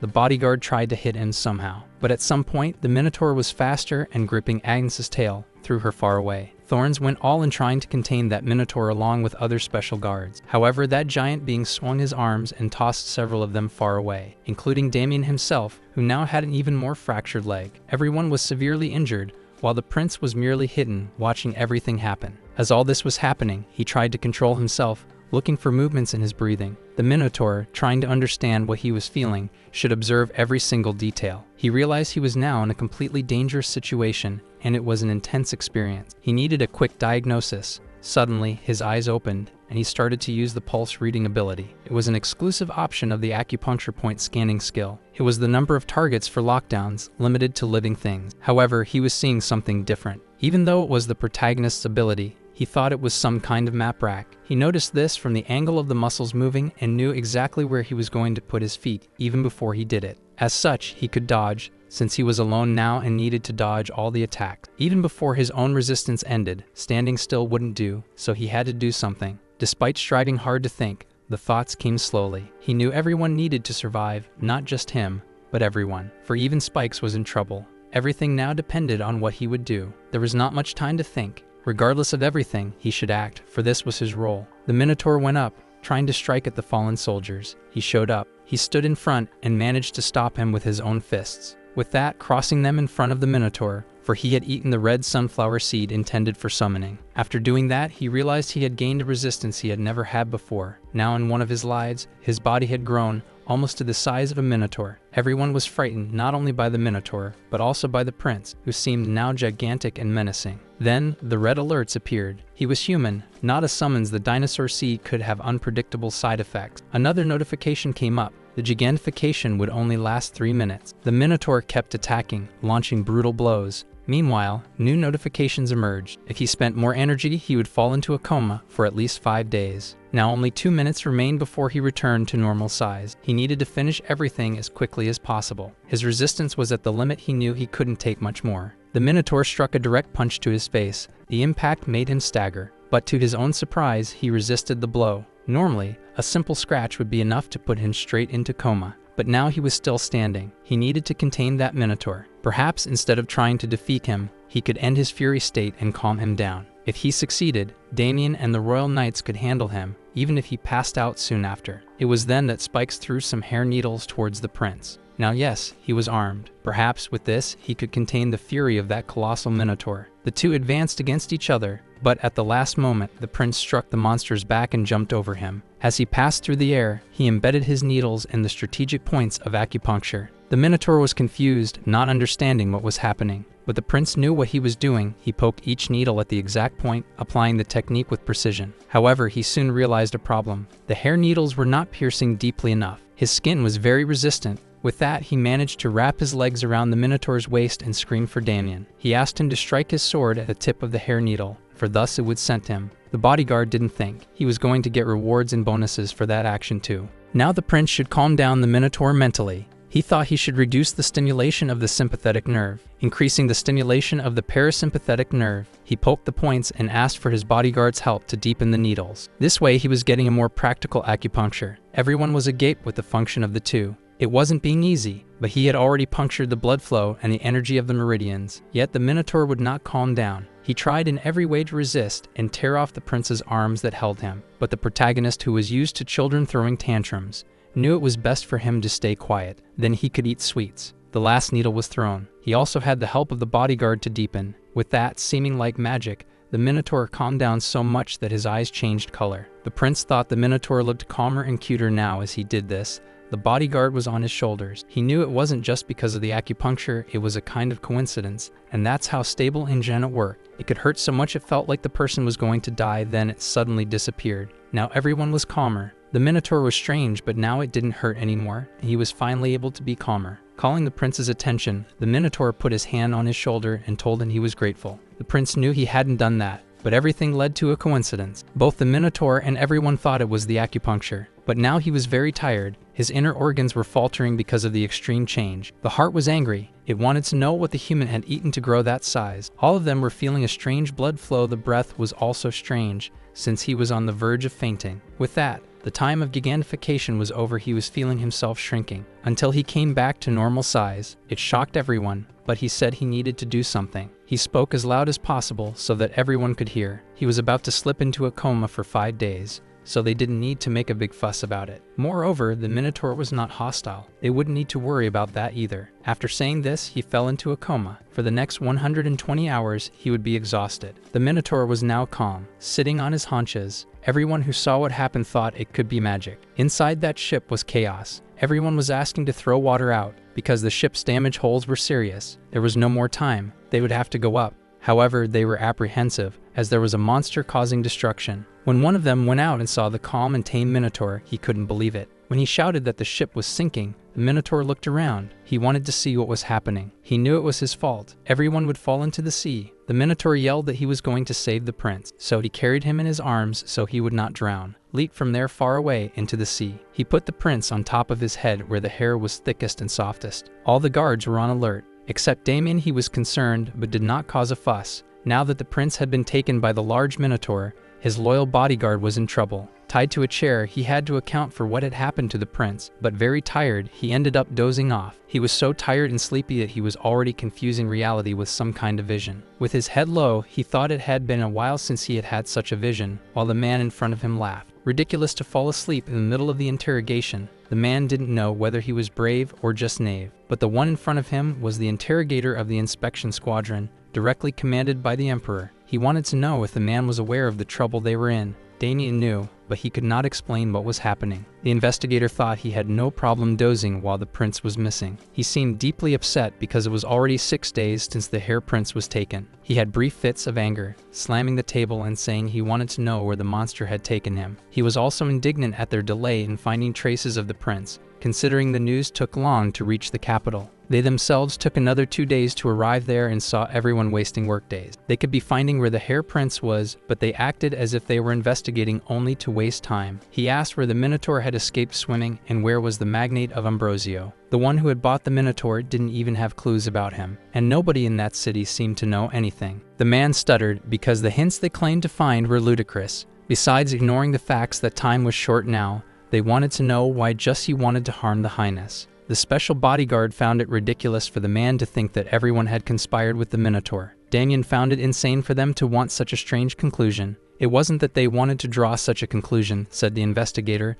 but they actually just wanted to expose the facts. Circling the seated young man, he said that nothing made sense about what was happening. While seated, the young man listened to the investigator say that he knew one thing. The world was a place where ridiculous conclusions could become the answer that fit the puzzle. Who should be blamed for all this? Could easily be the mayor responsible for the city's safety, or anyone who traveled with the prince, including the special bodyguard himself who failed to protect him. However, the responsibility and crime committed in that incident should be attributed to all of them. The boy knew he would be blamed for anything, even if they were nonsense. He knew that the man in front of him probably wanted to end that incident without further complication. He put his hand on Damien's shoulder and said if he confessed, he could receive mercy. Thus, they could make the passage to the beyond more comfortably and soon. This made the young man more irritated than usual. The man said if it was hard for him to confess, he would use other methods. And as soon as he said that, other people entered the room where he was being interrogated. After a while receiving some stimuli, they asked the young man if he was now ready to confess. He said there would be no confession, but he was ready to tell the truth. The investigator seemed to be satisfied. After such a long time, he had finally gotten him to speak. But he said that under the pretext of an investigation, they were obstructing the search for the hair prince. Now the boy was radiating a radical energy because he was more concerned than anyone else about finding the prince. However, the man believed it was certain that he was trying to escape. Either way, he would end the questioning for that day.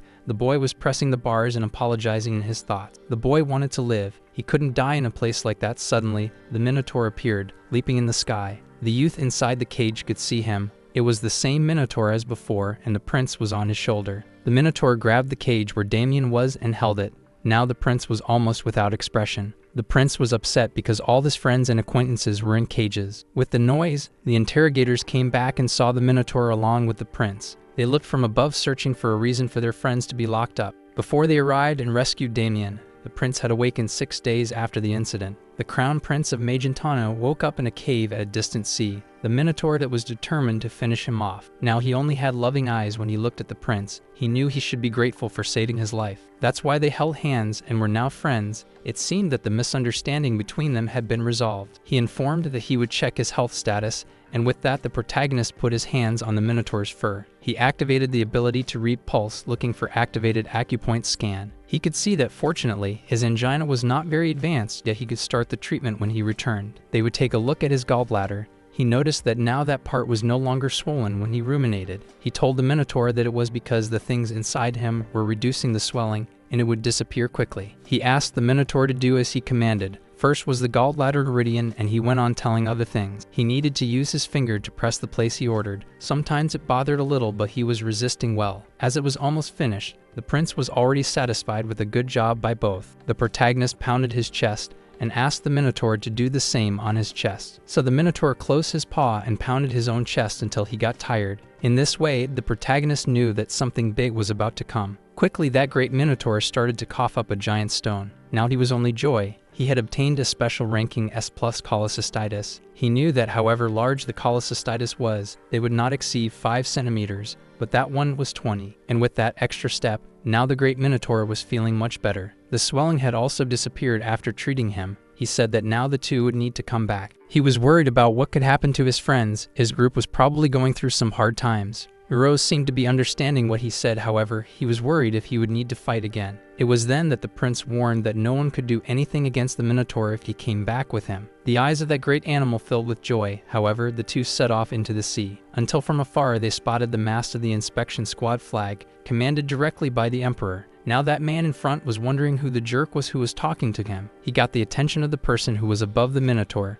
asking who he was. The protagonist didn't like it much when the man insinuated that he could be pretending to be the crown prince, and he said that forces could be taking advantage of the situation in which the crown prince disappeared to harm the royal family. The prince wanted to know if that man dared to want to verify his identity, but the prince, very angry, said that in this case he should have properly verified who his people were. He clearly was talking about all the people he had arrested. He should have verified the dedication and sacrifice of all. The man, feeling intimidated, asked what he was talking about, then very upset the prince said Damien's name, said he had thrown himself in front of him to save him from the Minotaur. He had done that to buy time for him to escape to a safe place. Showing devotion and fighting alone against a huge monster. While saying this, Minotaur opened the cage door. After that, he said the next one was Agnes. He told that she is his bodyguard, a werewolf boss. He threw himself to catch him in midair as he was falling from the Minotaur's arm. If it weren't for her quick thinking and daring attitude, he wouldn't be there while he was talking. They noticed Bia in that cage too. The prince said it would have been a huge mess,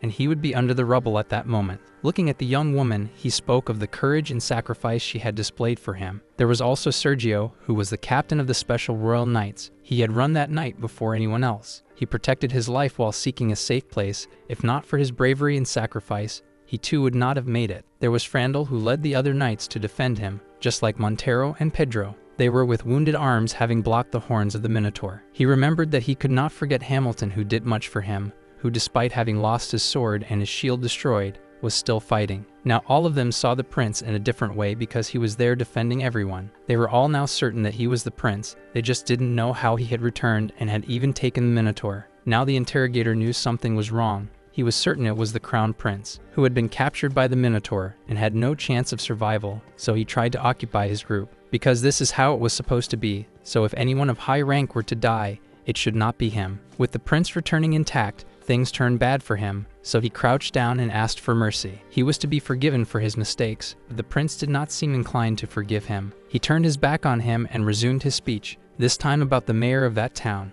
"I'm here," he said. On that night, facing danger and a difficult situation, he chose to stay instead of running to protect the city. This showed how proud he was of his duties. He was a more virtuous and meaningful example. However, one investigator asked him to prove his identity, but it was not he who had to prove who he was. All those people who stood by him, people who had sacrificed without fear, they are the ones who would prove who he truly was. Now it's best he didn't make up any more excuses. The prince was saying that I already knew quite well what people like him would say, for he had already experienced similar situations in Korea. Curious, he wanted that man to immediately say who was in charge, and he wouldn't repeat himself. Since he had responded ahead to his question, he asked if he knew what that meant. Person in charge was the one responsible for the place. About poorly conducted investigation he led. He would be held accountable for all of that. After taking the necessary measures, the city was slowly recovering. Everyone now wanted to know what crime had the investigator been accused of. It was the crime of intentionally disrupting the search for the crown prince, and it was a very serious crime. And now the gossip was spreading around town about the Minotaur and several other things. They said that the Minotaur moved only at the prince's gaze and incredibly destroyed the iron cage. Well, they said that the crown prince had grown to the size of the Minotaur and fought him hand to hand. As many news were spread, all ears were attentive to everything that was happening. If the rumors were quickly extending about the prince becoming the ruler, while the people who were tidying up the city were gossiping, Damien just watched from the top window while a new account of the Highness, a prince who only spoke things he was not even hearing. 3 people wanted to know how he had taken the Minotaur. The prince told he had never done that. Damien was in credit to see the prince saying he only resolved a misunderstanding. The prince asked him to remember how he suddenly grew huge when he stuck the thorns in the Minotaur while growing. The thorns were part of the pain he felt, so it relieved some of his pain, but said it was all a coincidence. The young man now made sense to me. They thought he had healed. The prince agreed, saying the Minotaur thought he was a savior. Damien was calmer now, saying he could receive payment for the risk he took. He didn't even hide that he was just eyeing the money. In his defense, he said this was the way hired workers were. That young bodyguard thought he needed to train more, thus he would earn more money. The young man said the reason why he responded so blatantly was because he completed the task he had been assigned. Now the prince barely believed the boy had gotten all the requested ingredients the day before. Damien confirmed that this city was bigger than the Port of the North. It was a trade city after all. He said he had bad news. The emperor had heard that he was fine and had returned even before reaching that city. The protagonist just wanted to keep living his life, one at a time, didn't want trouble with the emperor as he was a tough man to deal with. The happy prince said that now that the emperor had already returned, and he had all the ingredients, they could begin. The young man didn't even know what he was talking about, but the prince reminded him that they were going to prepare the golden pill. He wanted the kitchen at the mayor's residence to be cleared immediately. In the city now things seemed to be calmer, and in the mayor's kitchen, there was the prince, pleased to finally start making the golden pills. He needed all the ingredients with a beautiful smile on his face, saying something. Meanwhile, his bodyguard only looked on with judgmental eyes, not knowing if he would continue singing. But the protagonist kept making his pills. The Minotaur even ate the first one just to make sure it was good. So much so, the message arrived saying that the internal organs were extremely energized by the Minotaur's snack. The heart could barely handle so much energy. However, the stomach was not happy. All things that were good for the body tasted bad. Yet all internal organs came together and gave him 500 HP. The modification reported that the medicine had been identified as made by him, and the tonic manufacturing and ingredient analysis skill had been activated. Now he was looking at the screen with pride, having finally finished making the Minotaur's golden pill. The list of benefits was long, but something caught the protagonist's attention. He was happy, as it wasn't addictive, and had no side effects. It was perfect. Meanwhile, the Minotaur was chilling, lying down. That's when the prince called out to him. It seemed they should talk. He had rested and should be much better. He told the Minotaur that he should eat something and gave him some golden pills. The Minotaur completely trusted the protagonist, so he ate all the golden pills at once. With that, his body and heart seemed to be radiating. It was so good that it seemed his inflammation was decreasing. For having fed the patient the Minotaur's golden pill, his medicine would gain a 10% increase in effectiveness. Soon, several notifications arrived that pleased him a lot. Now he had an estimated life expectancy of 116 days. With a current HP of 2100, he simply leaned on the Minotaur's chest to also enjoy the sun. He told the Minotaur that from now on, he would always rely on him, since the Minotaur was S rank. To promote his pills, he organized a big event in the town square of Cremo. Many people wanted to know what was going on. Some said that the prince was giving an award to those who had stood out that night. Everyone could hardly wait to see the prince. The Minotaur was also present. The prince wore royal clothes. Together with the Minotaur, now the rumors that the prince would be next in line for succession became increasingly real. He had put his golden pill in the spotlight, as he should. Being there in the middle of everyone, he thought it had been a long time since he received so much attention since fighting with the second prince. He would also take the opportunity to honor his royal and special guards. He called Damien and 33 others there. He told everyone that during the unprecedented incident of the Minotaur going out of control, his bodyguards fought without hesitation to protect the royal family lineage. For this reason, on his behalf as crown prince, he would publicly acknowledge everyone's efforts. Therefore, he would grant that medicine to everyone. That was something extremely rare and special. The mayor had a sparkle in his eyes. The prince looked at the mayor and knew he was very good at what he did. He knew he was really useful because 2 days ago, while he was talking to the Minotaur, the mayor appeared. The young man said he needed to tell him something. He told him he was thinking of organizing an award ceremony to distribute prizes and advertise the new medicine. He said it was because the Minotaur had scared a lot of people, and he also wanted to reward people for working on everything. He was thinking of giving this to them. He said it was the Minotaur's golden pill that he had just made. Even before he finished, the mayor already knew exactly what the prince needed. It was a prize with the name given to the medicine. Just with this information, all the nobles of the empire would be curious. And again, before the prince finished speaking, the mayor already knew he should form a limited edition prize from the prince. So the mayor said that the award ceremony should be as grand as possible. Only then, it would really help. And he could also sell it at a very high price. It took 2 days to organize everything. The prince now was praising and greeting the mayor as an equal. He, the crown prince Adrian Magentano, made the special medicine out of gratitude for their courage and devotion, for they were true heroes and warriors who faced the Minotaur head-on. Thus, they would all receive that special and potent medicine, made with the gallstone of the Minotaur. He continued saying that, the moment they consumed it, their hearts would become much stronger. Eliminating any blood clot in the blood vessels, they would gain an incredible resistance, equal to that of the Minotaur. Excited, he said that wasn't all. Anyone who was tired but could not sleep would find profound rest. This was thanks to those who had shown so much loyalty and devotion. He was talking so much that even the birds were stopping to listen. It seemed like he was brainwashing everyone at the same time. He also said that the medicine would only last for a month. That medicine, full of nutrition and knowledge, with the prince's addition, would be sold at an affordable price so it could be distributed to all the people. At this time, the Minotaur held up a unique little sign. At that moment, the werewolf woman and the bodyguard thought the prince was indeed a scammer. The brainwashing had already gotten to even Sergio, their leader. While the prince was saying that it wouldn't be seen every day, and that everyone should take a look, the box was beautiful and the golden pill was in the center. Our video ends here. If you enjoyed it, please like and subscribe to the channel. Until next time, bye bye.